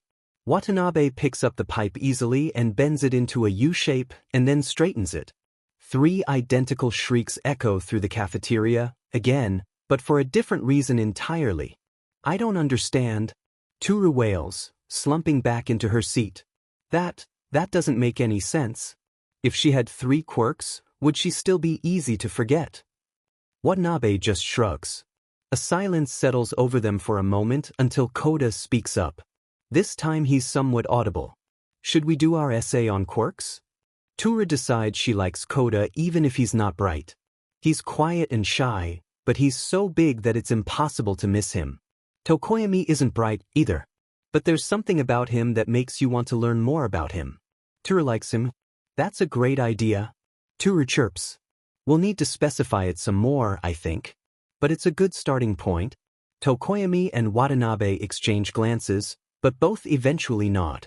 Cool, Toru says, pulling out her phone. Let's exchange numbers, K?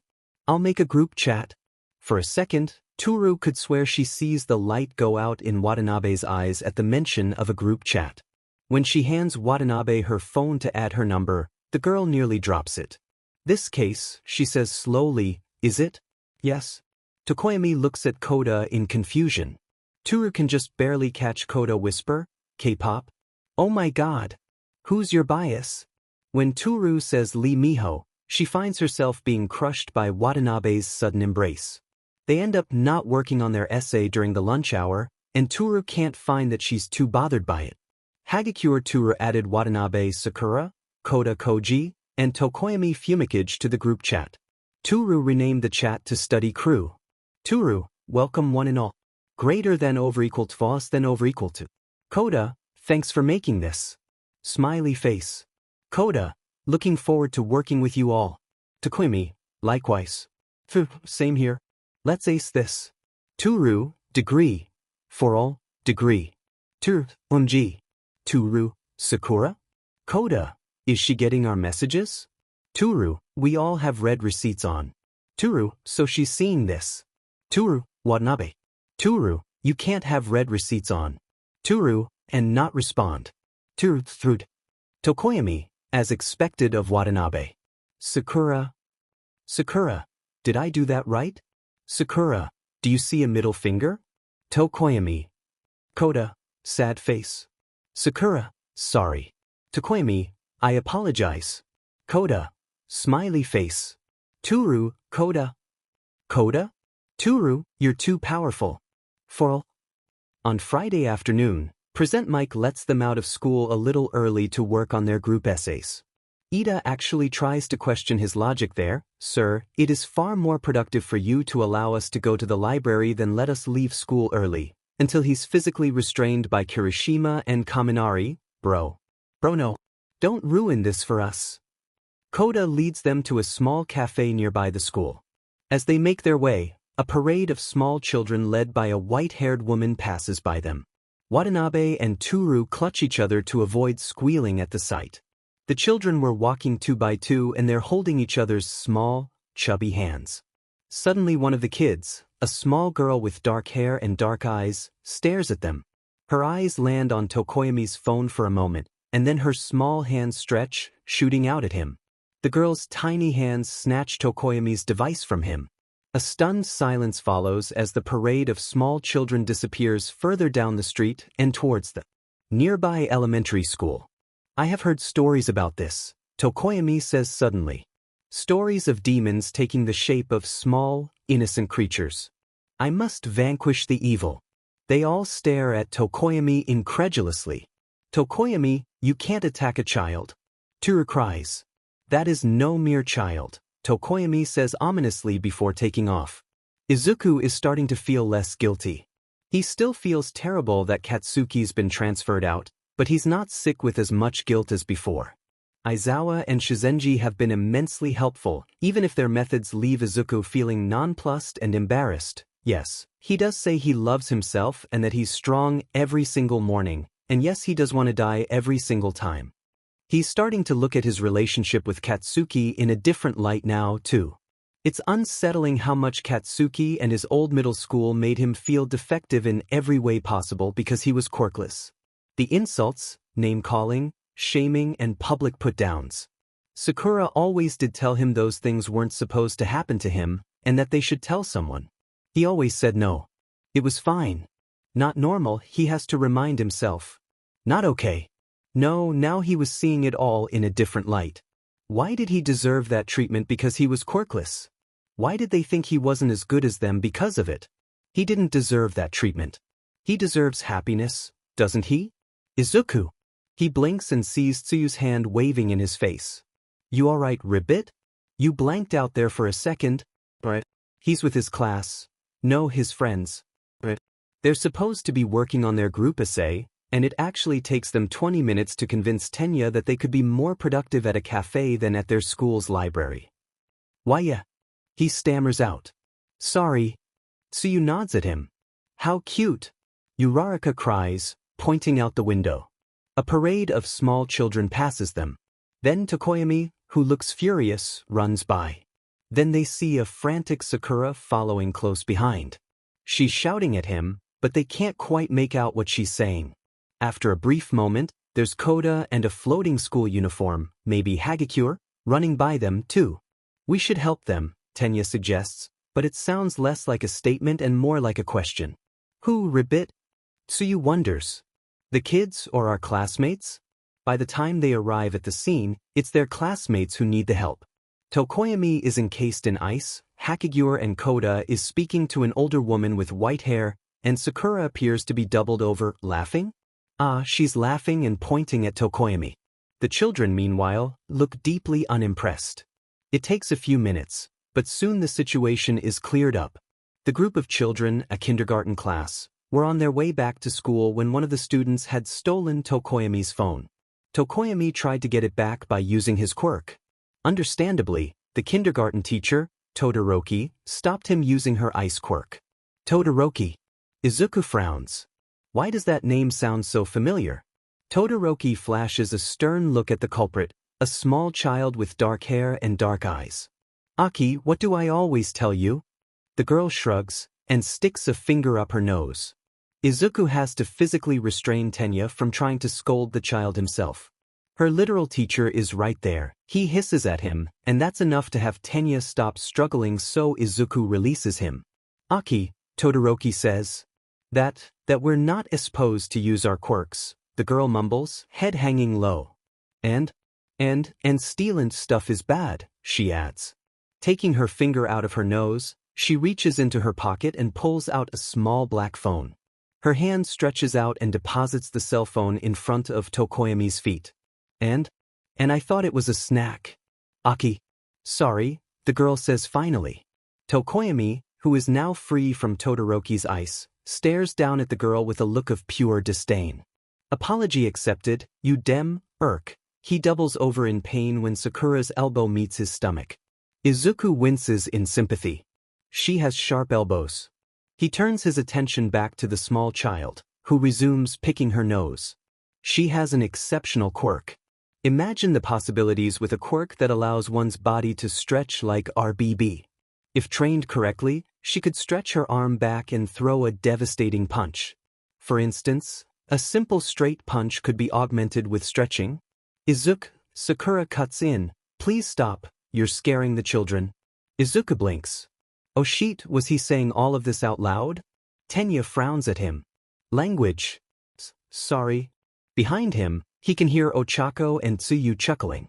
Traitors.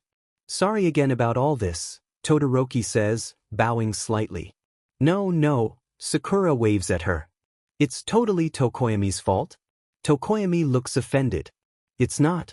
Anyway, take care. Hagakure jumps in, waving widely at the kids as they follow their teacher, or at least, by the way her shirt sleeves are flapping about, Izuku thinks she's waving her arms. We should probably go too, Ribbit, Tsuyu says. We've got to finish our paper. Us too, Hagakure says. Oh. Sakura clasps her hands together. Guys, let's write about the Quirk singularity. Everyone, with the exception of Izuku, looks at her in confusion. The what? Juko asks. It's a line of thinking that suggests that Quirks will continue to mix together and deepen, growing in both strength and complexity with every new generation, Sakura explains. Eventually, there's going to be a point where no one will be able to control them anymore. No one actually believes it, though. You're living proof of it, Izuku says. Sakura glares at him, but there's no real heat. No, I'm not. You have like 3 quirks. I can control them, Sakura huffs. And they're not quirks. 3 quirks? Ochako's eyes widen in surprise. That's amazing, Tsuyu says. 3. Tenya cries. That's not possible. Watanabe is truly a creature of chaos, Tokoyami says with a nod. Oi, I'll show you a creature of chaos, you bird brain. We should make our leave now, Tokoyami says to Hagakure and Koda. Hey, I'm talking to you. See you all at school, he says to Izuku, Tenya, Ochako and Tsuyu. He steers Hagakure and Koda towards the direction they came from. See you later, Ribbit, Tsuyu says. Hey, get back here. Izuku, Tenya, Ochako and Tsuyu watch the group leave. For a long moment no one says anything. Hagakure Toru made Watanabe Sakura a group chat admin. Watanabe Sakura changed the group chat photo. Image description: Tokoyami Fumikage, who looks murderous, is running quickly towards a group of small children. Tokoyami, when did you take this? Tokoyami, how did you take this?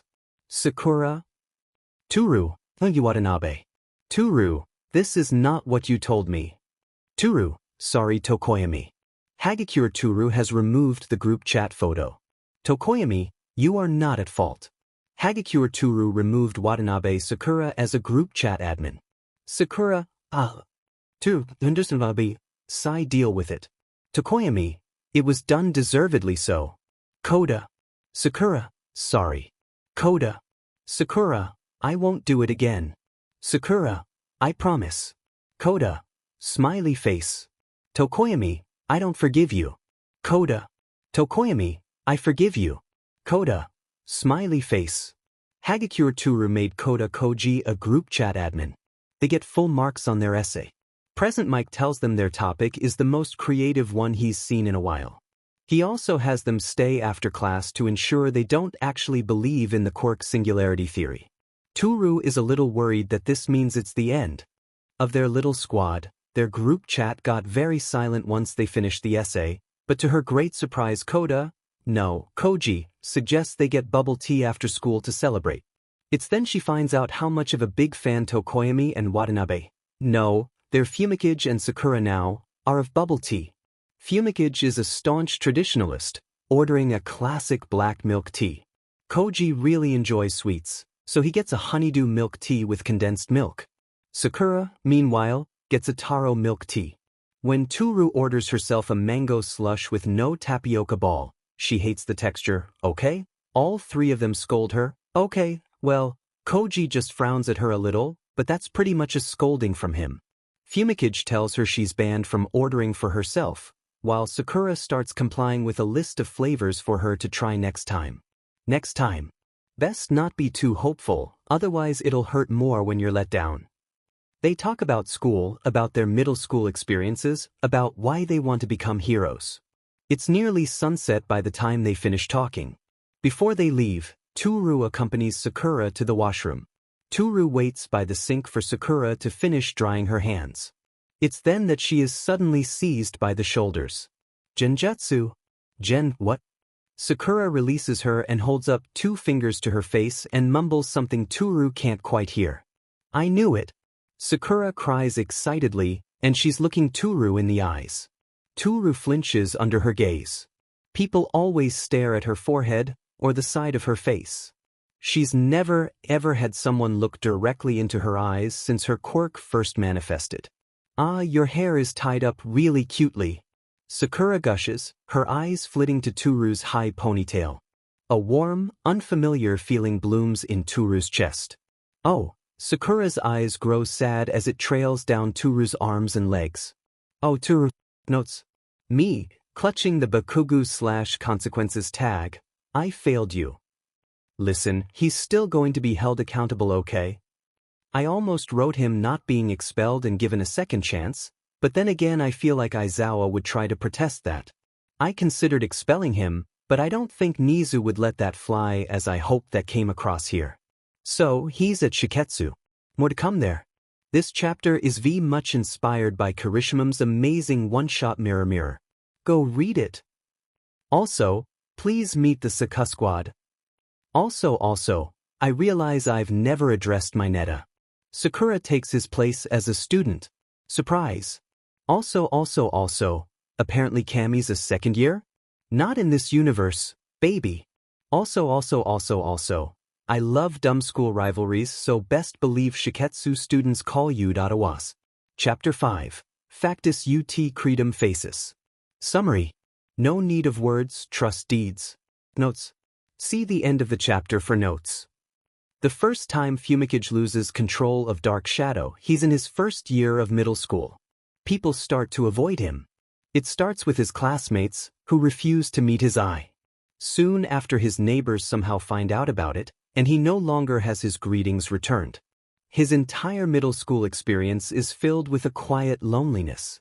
He wakes up and he goes to school. He talks to no one, not even his parents when he gets home.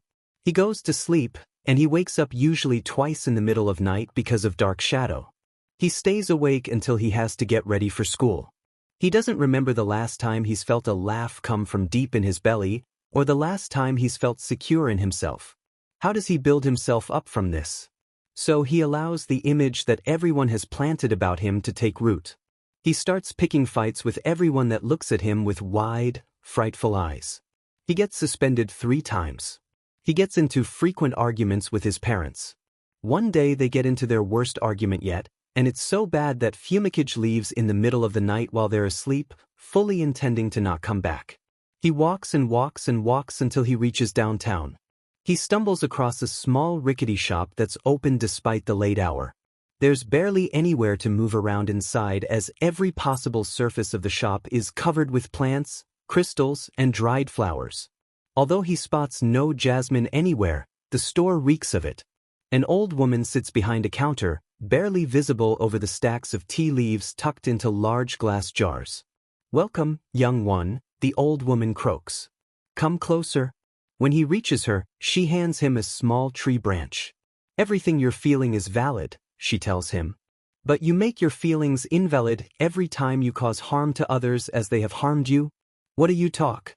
Come back here on the next full moon," she says, and Fumikage finds his feet moving involuntarily. Before he knows it, he walks right out of the shop. When he tries to re-enter, he finds the door locked shut. He returns home to find his parents still sound asleep. He goes into his room to try to search the small shop online, but he can't remember its name. He can barely remember the face of the shopkeeper. He shuts his computer off and sets the tree branch next to his keyboard. He goes to sleep and doesn't wake up again until his mother comes into his room and shakes him away, telling him he's late for school. The next full moon takes 30 days to appear. In that time, Fumikage stops picking fights, his mind constantly echoing that old woman's words each time he feels the inclination to silence everyone's frightened looks with his fists. He argues less and less with his parents now, too. He learns that the tree branch the woman gave him is from a redwood tree. Later he learns the tree is associated with strength, protection, creativity, and enlightenment. On the night of the next full moon, Fumikage sneaks out to go to the shop again, bursting with many questions for the woman. When he arrives in the shop, there's the scent of frankincense and myrrh wafting through the air. "Welcome, child," she says. "Why did you? You are giving others the power to create the universe within you. Why give someone the power over your storms and sunshine? You hold the power to make yourself as you were, as you are, and as you will be. Don't give it away to those that cannot understand you," she says, handing him a bag of white tea. "I'll see you at the next full moon." Just like before, his feet move against his will, and he's out the doors of the shop before he can say another word. The next morning, Fumikage wakes up before his parents to make himself a cup of the white tea. The soft, sweet smell of the tea wafts in the air. He takes a small sip. He feels settled. Even Dark Shadow is quieter than usual. He pulls out his phone and searches for the meaning of white tea. It takes him several searches to find a suitable answer. It means purification, protection, clarity, realization, mediation, and cleansing. When his parents stumble into the kitchen that morning, there's surprise visible in their eyes at the sight of him awake before them. He takes another sip of his tea, and then he asks them to enroll him into quirk counseling. He gets better at reigning in Dark Shadow. His quirk counselor, a gentle-looking man, suggests that he considers applying to UA and becoming a hero. Fumikage dismisses the idea immediately. He starts buying plants. First some succulents, then some potted flowers like jasmine, and soon things escalate. His room starts to fill with night blooming, evening stock, 4 o'clock, moonflower, mock orange, tuberose, and night phlox. Parents joke that he's turning his room into a forest. He starts coming to class sometimes with petals and leaves tucked into his feathers. One day, his classmates asks him if he's good with plants and seeks some advice for a plant of theirs that has mushy stems. How often do you water it? Like every day. You should water it only when soil is dry to touch, he advises.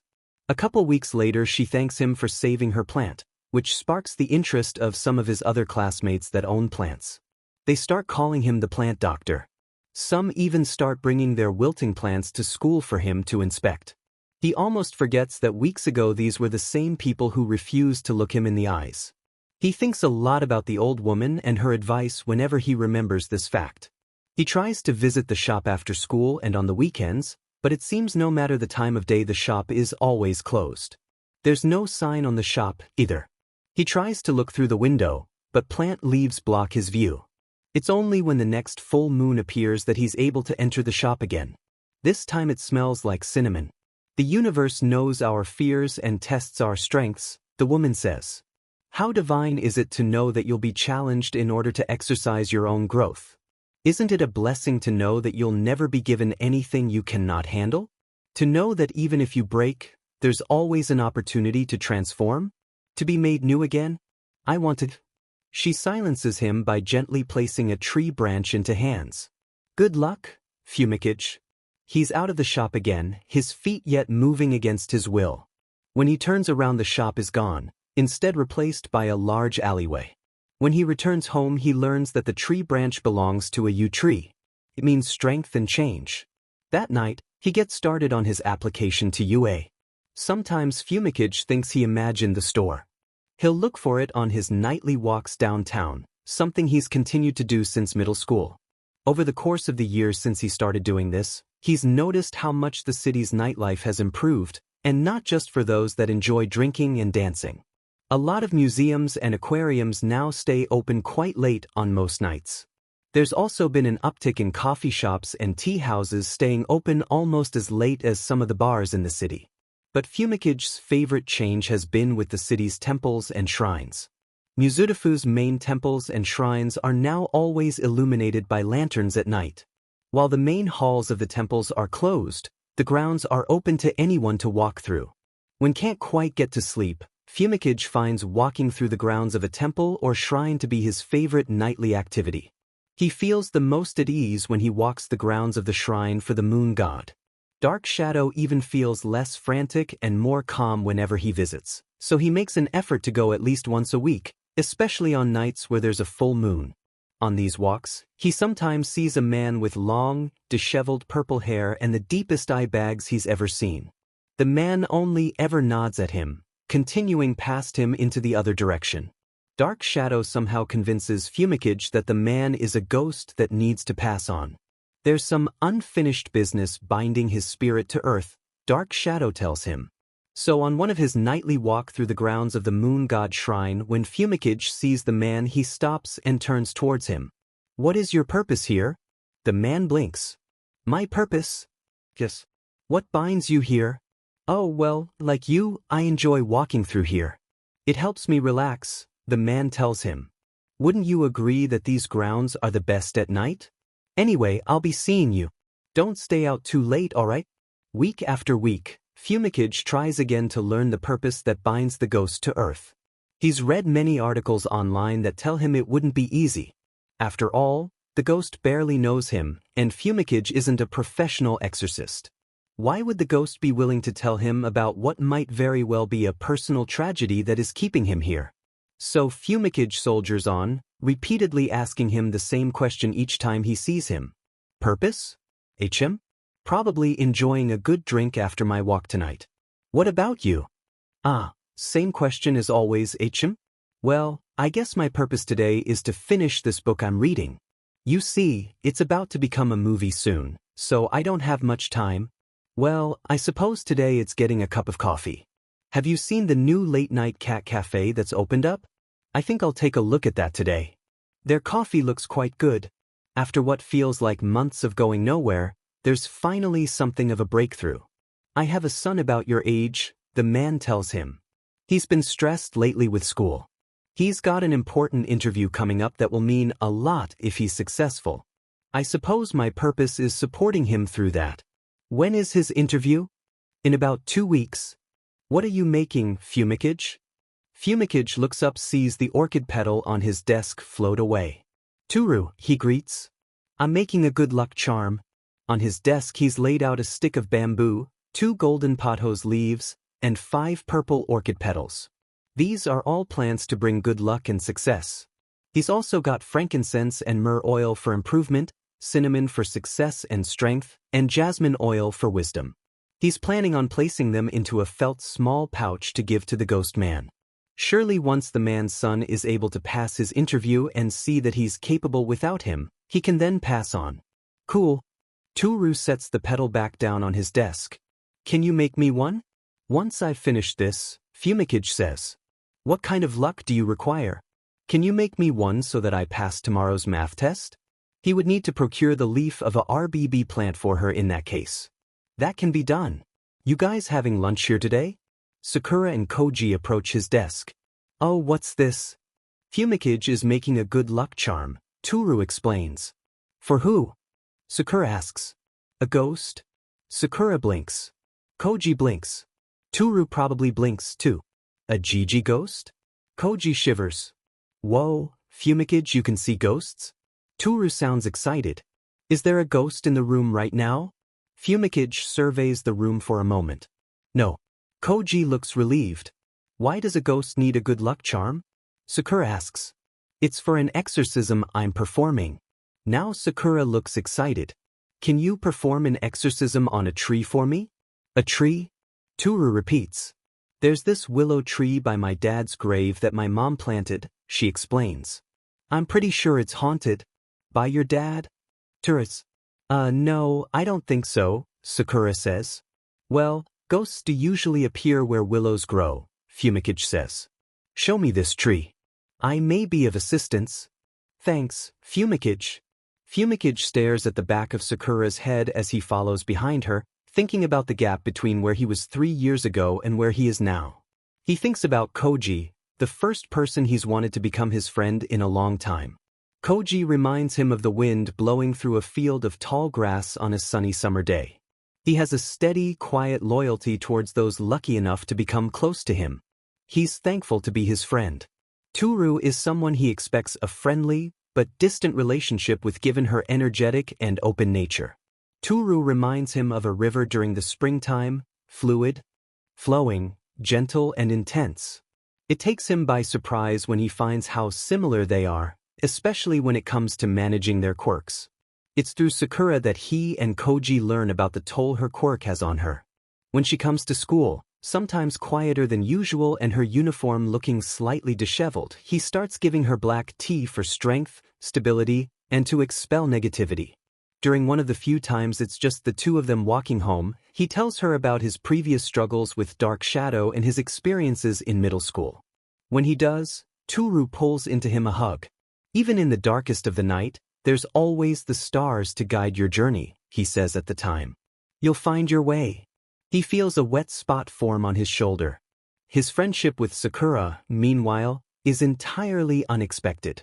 To be honest, she is the last person he'd ever think he could befriend. She's too bright. She is the sun during autumn, painting everything in rich hues of orange and yellows. She's warm and the center of attention, but she brings everyone to the spotlight with her. Sometimes he feels like he can see the universe burning behind her eyes. It's overwhelming at times. Okay, so this is the tree, Sakura says, gesturing at the weeping willow. It never attacks me when I'm with other people. Fumikage regards it for a long moment. It attacks you? Only you?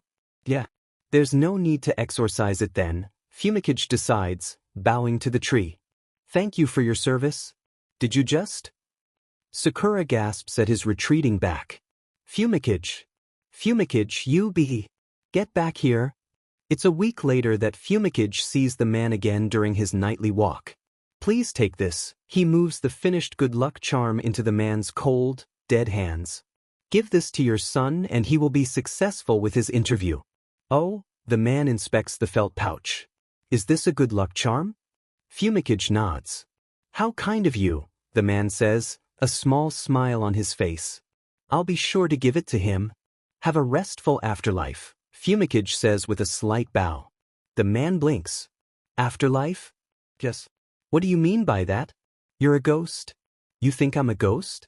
Indeed, that is why you haunt these grounds, Fumikage says.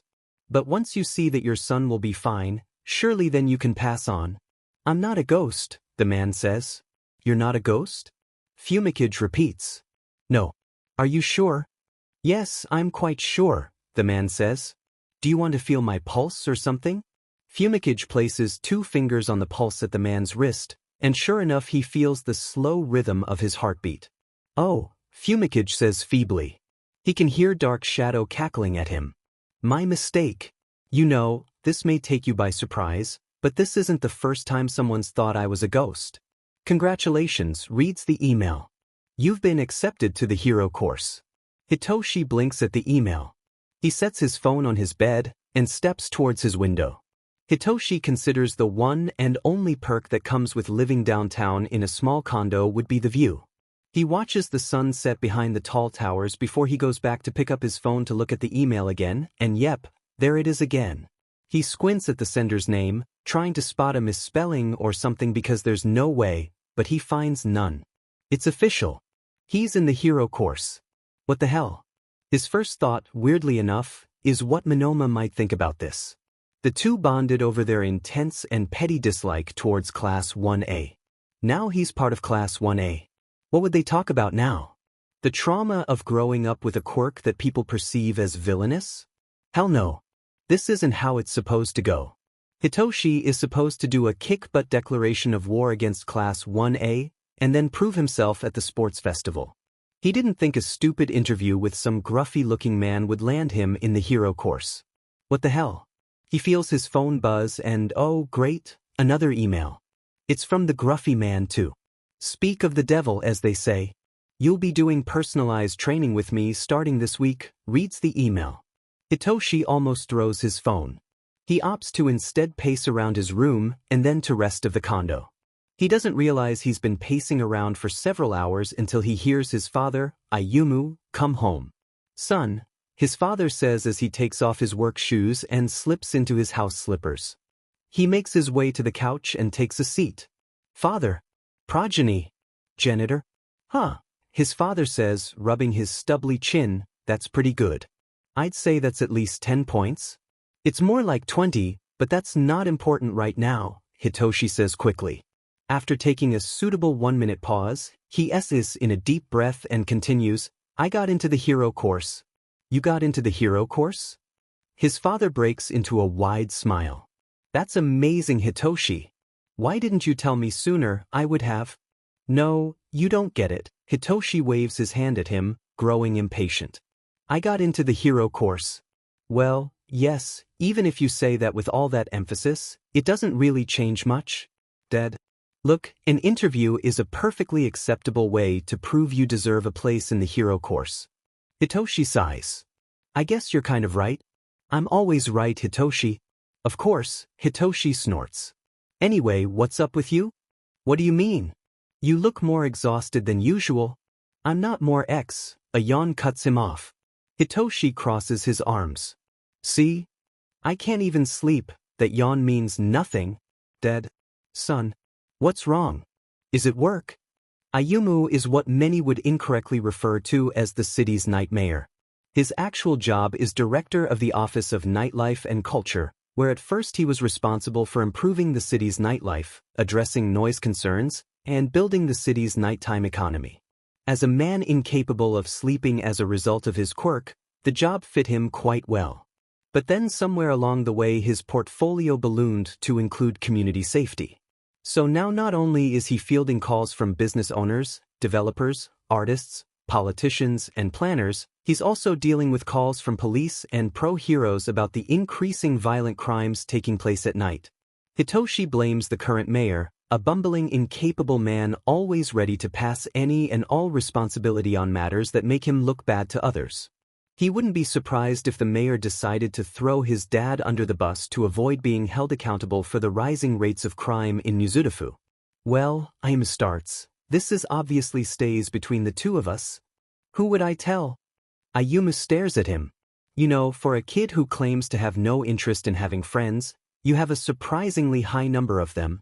I don't. Of course, he replies flatly. He pauses for a moment before continuing. There might be a serial killer. Serial killer? Hitoshi blinks.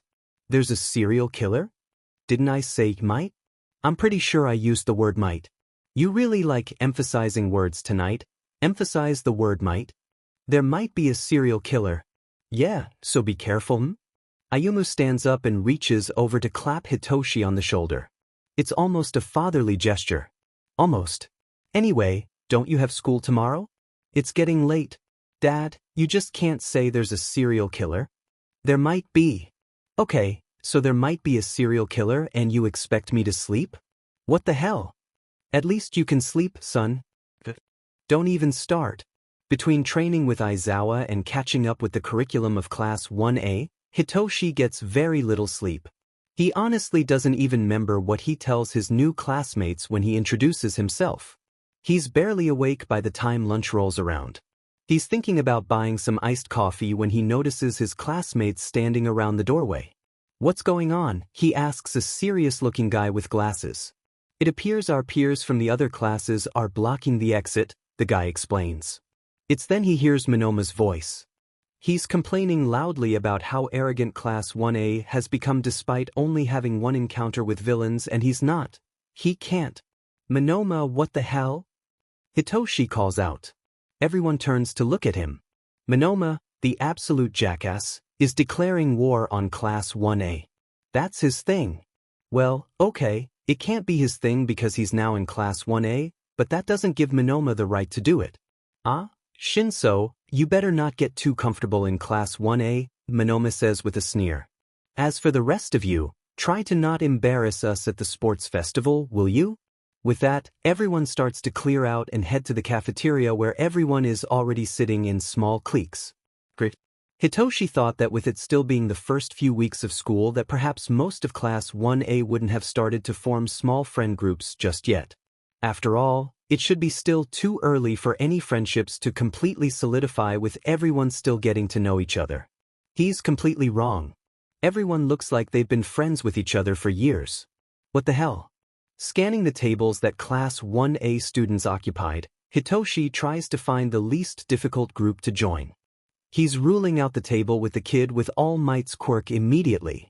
He'll probably want to fight him and his stupid overpowered butt. Maybe the table with the bird head kid? He seems alright. He doesn't need friends. He isn't at UA to make friends. He's here to kick butt and prove that even with a brainwashing quirk, he can become a great pro-hero. Hey, Shinso, right? A blonde blur appears in front of him. You've been standing there for a really long time. Hitoshi blinks and the blonde blur becomes a guy with, wait, does he have side bangs? Side bangs? In this decade? Look, Hitoshi has never taken a brush to the mop on the top of his head that he calls hair, but even he has some standards. Who are you? The guy clutches at his chest. You literally sit right next to me in class. I already introduced myself to you, Shinso. Hitoshi does not remember that at all, but then again he's so tired he doesn't remember most of the morning. Hell, This guy could very well tell him that he sang a ballad in the middle of their morning class, and you know what? Hey probably couldn't challenge that. My bad.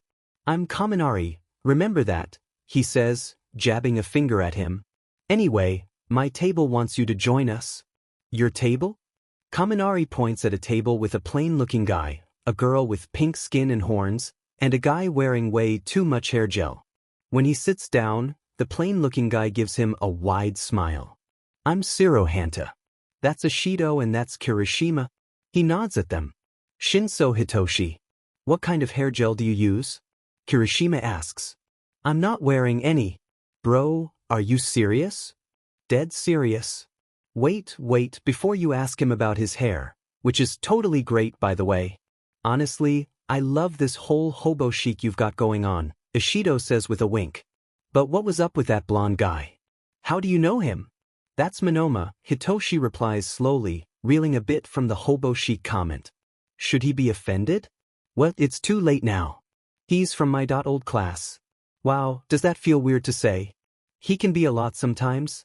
That was really manly of him to declare war on us, Kirishima says, voice growing thick.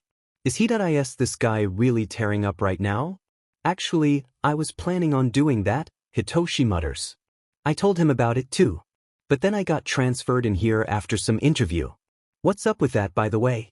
I heard some guy got transferred out of your class.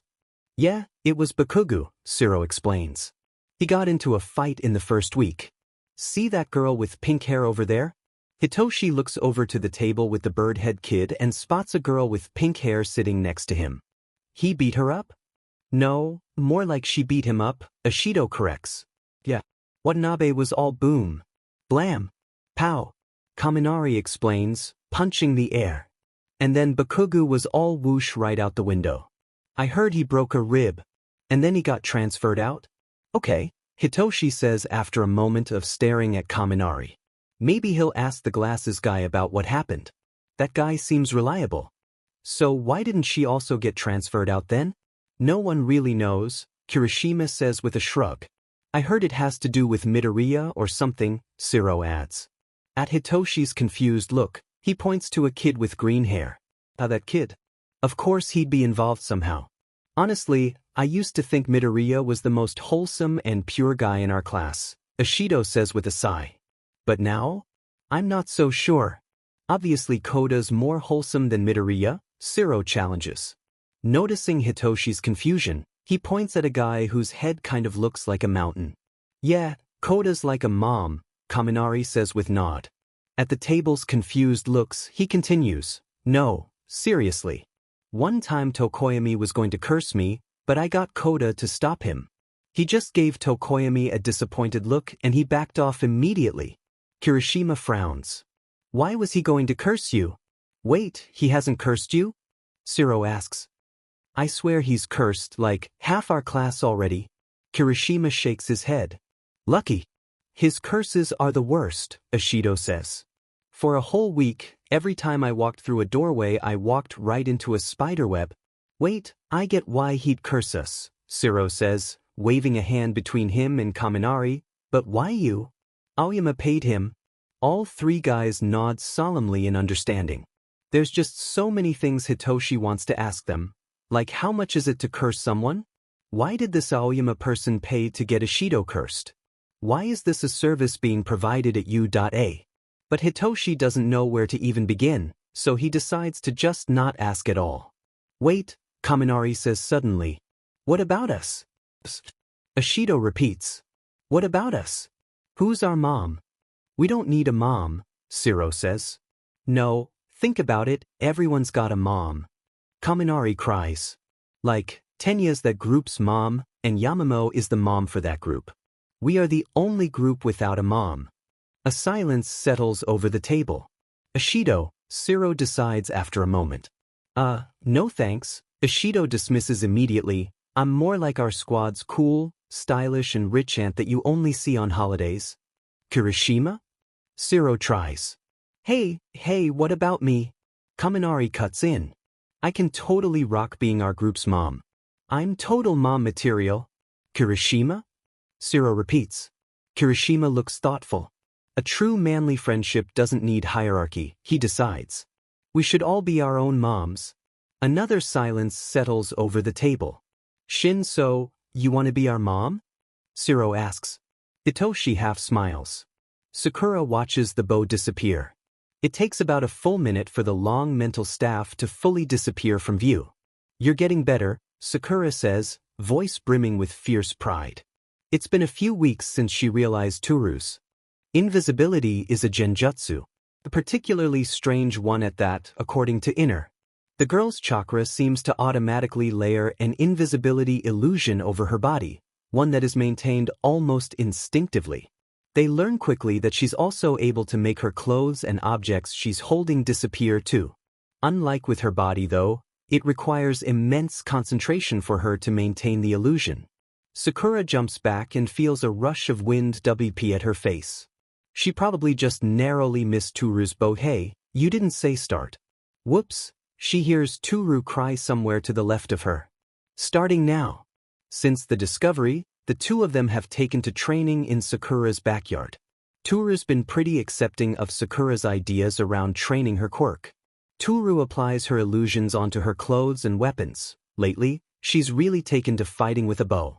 It's great practice for Sakura's abysmal sensing skills.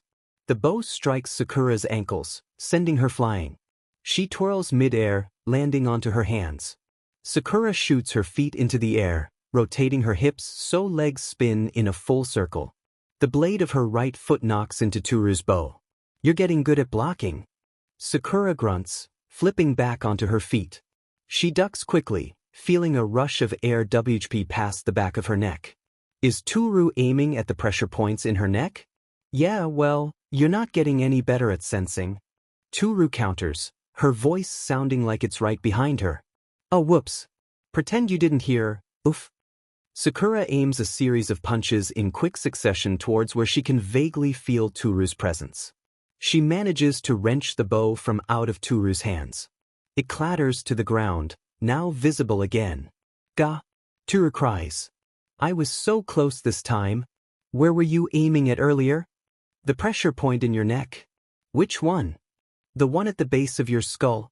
Turu, how do you know? Girls. Oi calls out. Come grab some lunch. Sakura sticks out her hand, stopping Turu. Wait, she says, her face growing serious. Big sis, did you make it? No, you brat. Oi shouts back. It's takeout. They shuffle into the kitchen, where Aoi is setting down bowls of katsudon on the dinner table. You know, Turu asks around a mouthful of rice, I don't think I've ever met your mom yet, Sakura. She's working a big case, Sakura supplies. On the weekend? Wow, she's really dedicated. More like obsessed, Aoi sighs. You know, Best Jeanist sidekicks started hitting up my label once their agency got hit with a lawsuit. Honestly, I don't get why these pro heroes think giving me business is going to protect them from Akane. Not that I'm complaining. Best Jeanist? Turu perks up. Wait, what do you do again? Oh, I've never told you? I'm a designer. Cool. Turu says. Does he have a neck? Who? Best Jeanist? Yeah. I don't know, Aoi frowns. I've never seen underneath that turtleneck. I don't think anyone has, to be honest. The admission is enough to have Turu launch into the several strange conspiracy theories regarding the man. What if it's like that Western story about the girl who wears a green ribbon around her neck because without it her head would fall on the floor? Turu. No, seriously Sakura, think about it. Turu insists. What if he needs to cover his own green ribbon, so he wears turtlenecks to cover it? Oh my god, Aoi sits up in her chair. What if it's the turtleneck that's keeping his head attached to his body? What if the turtleneck is his green ribbon? Auntie. Truth guys. Turu, new theory. 13 is actually a sentient black hole. Sakura is typing. Fumikage is typing. Koji is typing. Sakura stares at the whiteboard in Chiyo's infirmary. It reads, It's been 25 days since a student from Class 1A has nearly died. Is that about Izuku? It's not about him, Chiyo decides. Anyway, why are you here? Sakura holds up her bento as if that explains anything. You know, Chiyo says, this is probably not the best place to eat lunch. But I didn't see you this morning, Sakura whines. I missed you, sensei. Chio whacks her over the head with her cane. Stop lying. Ow. Sakura rubs her head. Fine, I have a question. What if, hypothetically, a person has their, quirk evolve? Chio stares at her. And this person isn't already a known special case? No, hypothetically, they aren't. And are they, hypothetically, a UA student? Yes. Well, I would say that's definitely a cause for concern, Chio says. It's an incredibly rare condition known as awakening, where one's quirk has the capacity to gain a new aspect to its nature that was not previously possible. Sakura frowns. Why is that a cause for concern? Because the only documented cases where that's happened, the individuals in question were in a life-or-death situation. In the weeks leading up to the sports festival, Shoto's been staring at Midoriya whenever he's with All Might. There's something going on there.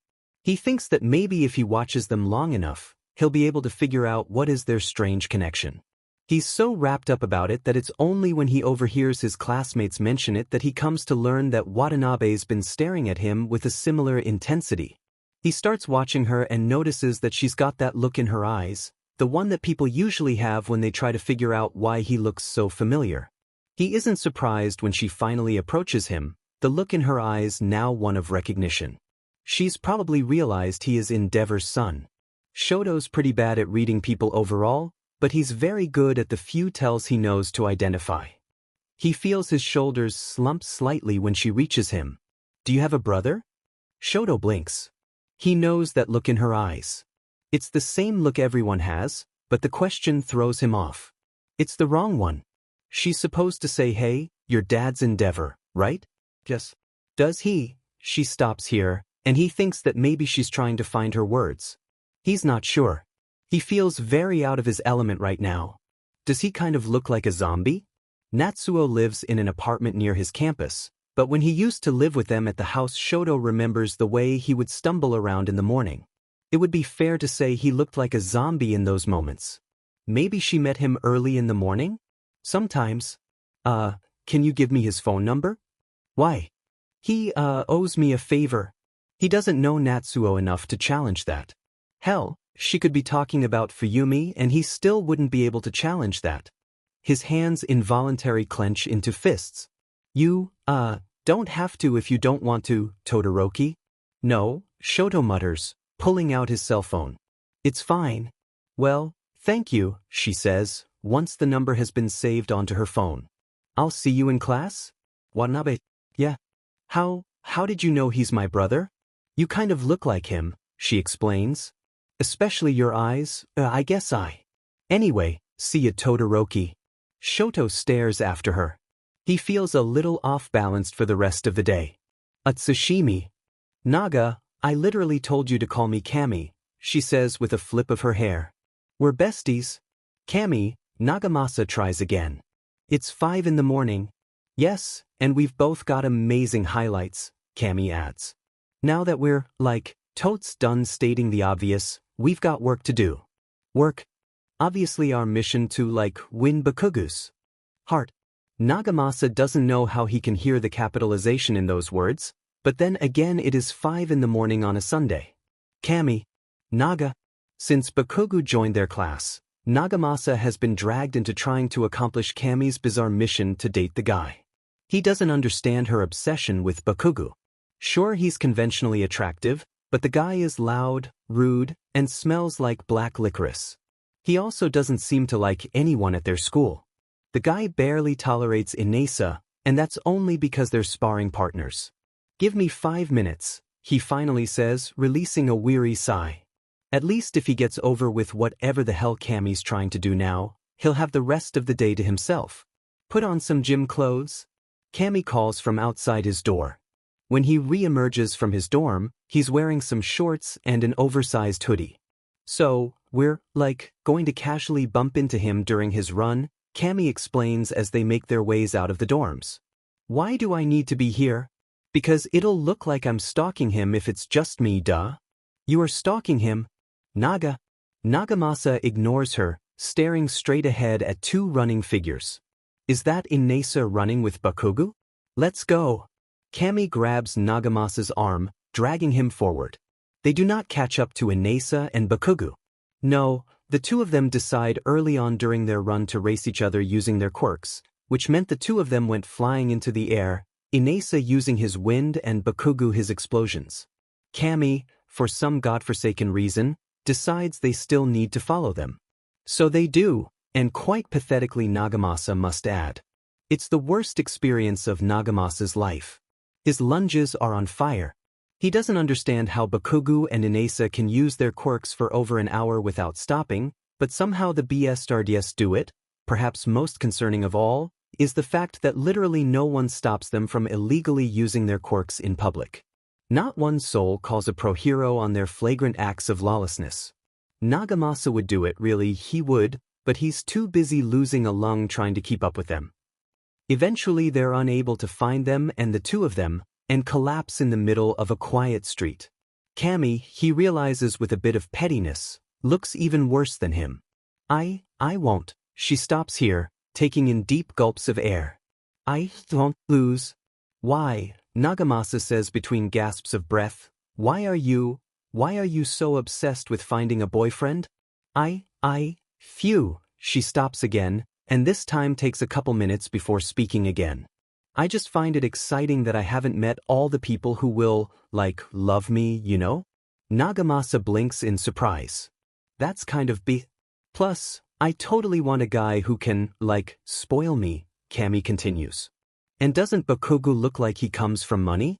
Never mind, Nagamasa says with a weary sigh. When Nagamasa finally returns to the dorms, he sees a stray cat hanging around the front door. Squatting down, he sticks his hand out towards the cat. The cat starts hissing at him and then scampers away. With a frown, Nagamasa pulls out his phone and quickly enters into a search engine. I want to befriend a stray cat. Why is it hissing at me? Our feline friends get stressed just like us, reads the first article in his web search. When cats show signs of anxiety, it can come off as aggression. Don't worry though. This article will break down how to turn your anxious new kitty friend into your new calm and cool cat bestie. Huh. Nagamasa murmurs as he reads the article. This kind of reminds me of Bakugo. Maybe I should send this to Kami. The next day, Nagamasa is surprised to find Kami already at her seat before class begins. He's about to tell her about the article, but when he sits down and he turns to face her, it's then he notices the tears streaming down her face. Are you all right? No, Kami wails. Nagamasa takes his seat in front of her. What's wrong? It's Bakugo, she sniffles. He's dating someone. Nagamasa silently sends his thanks to whatever deity finally listened to his prayers. But then because the gods hate him, Seiji, who for some horrific reason is also present in their classroom, asks her, how do you know this? So, I totes wasn't stalking him, Kami starts. But, on Sunday I couldn't find him anywhere, not the gym or the library, or even his dorm. Nagamasa's visible eye bulges out. Why were you in his dorm? And, because Inasa was the last person to see him, I asked him where he was and he said he was on a date. And he's got another one today, too. Good morning. Inasa screams at them, shuffling into his seat next to Seiji. Inasa, how do you know that Bakugo was on a date? Seiji asks. More importantly, is the person he is romantically involved with attending this school? Bakugo? He told me. Inasa shouts. I do not know if this person goes to our school. Well, we cannot get him expelled with hearsay alone, so we'll need proof, Seiji says. We should follow him after school. Why yeah? Kami cries. You're right. This is totes us making an assumption. No, you fool. If we have proof, then the vulgar cretin will surely get expelled. I don't think getting caught dating is enough to get anyone here expelled, Nagamasa says, but it falls to deaf ears. Hours later, he finds himself squatting behind a large bush with Kami, Seiji, and Inasa as they watch Bakugo knock on the door of an admittedly appealing home. Whoever he's dating comes from some serious wealth. Kami squints at whoever opens the door. He's, dating it rat? A sashimi, you utter fool. It's clearly a mouse. No, that's definitely a hot-blooded bear. No, I think that may be a dog.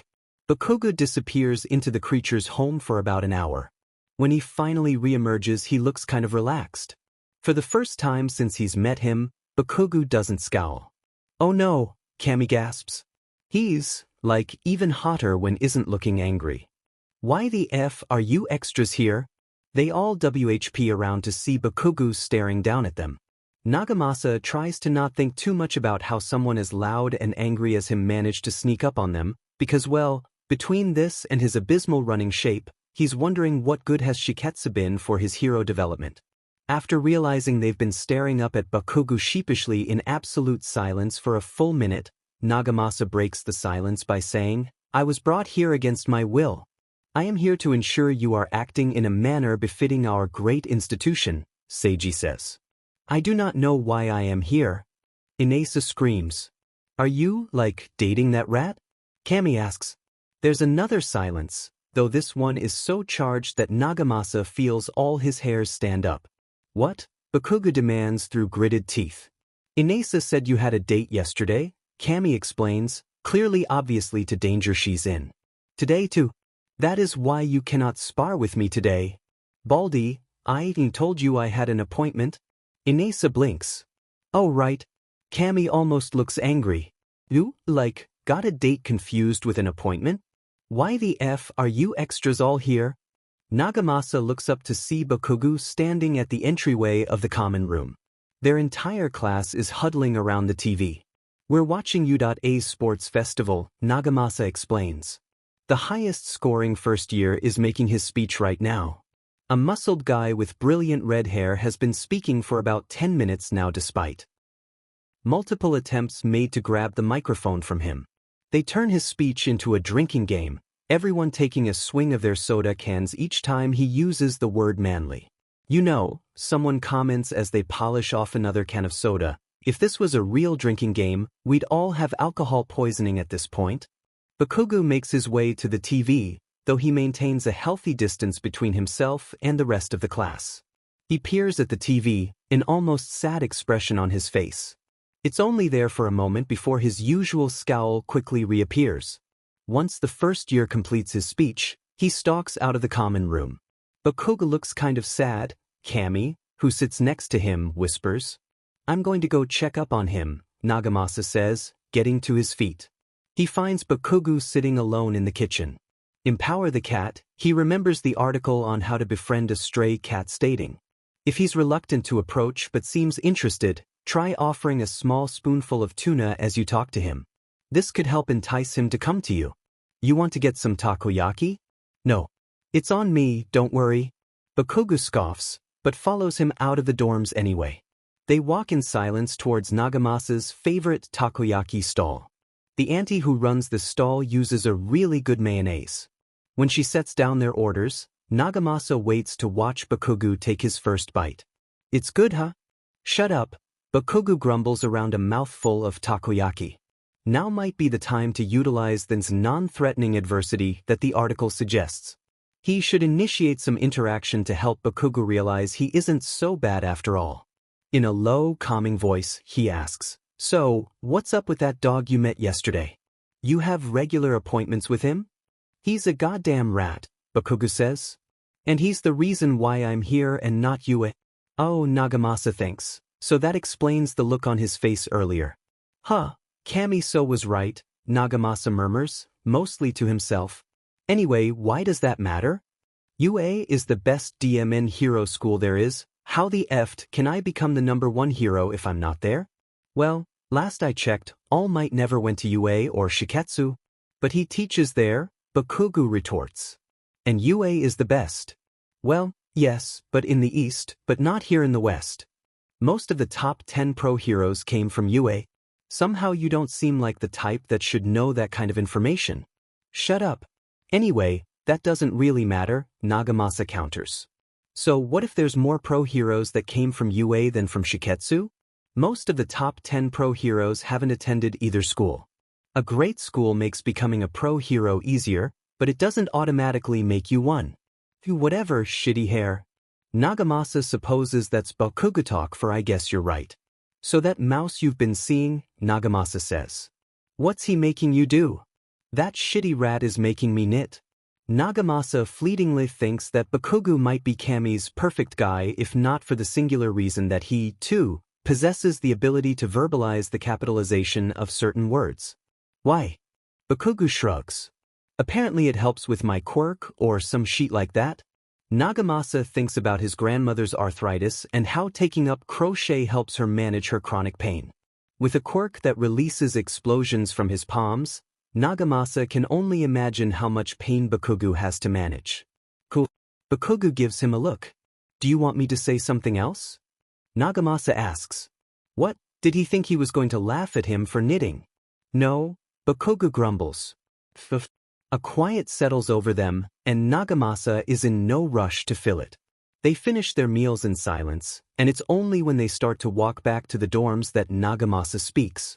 You know, my grandmother has a saying that the universe knows our fears and tests our strengths, he says, before they part ways to their dorm rooms. She says that you'll only ever be put into situations where you'll get the opportunity to transform. Bakugo lets out a small teeth before stalking away to his room. The next day at school, Nagamasa finds a black knit hat on his desk. Where'd this come from? He asks Kami as he takes his seat. Dunno, she says with a shrug.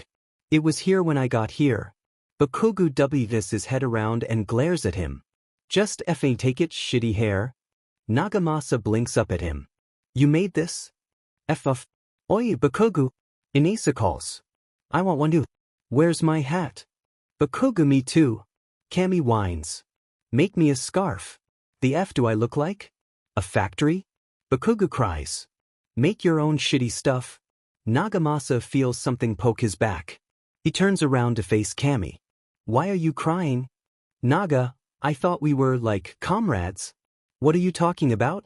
You're obviously trying to steal Bakugo away from me. What? Huh? What did you say, shitty blondie?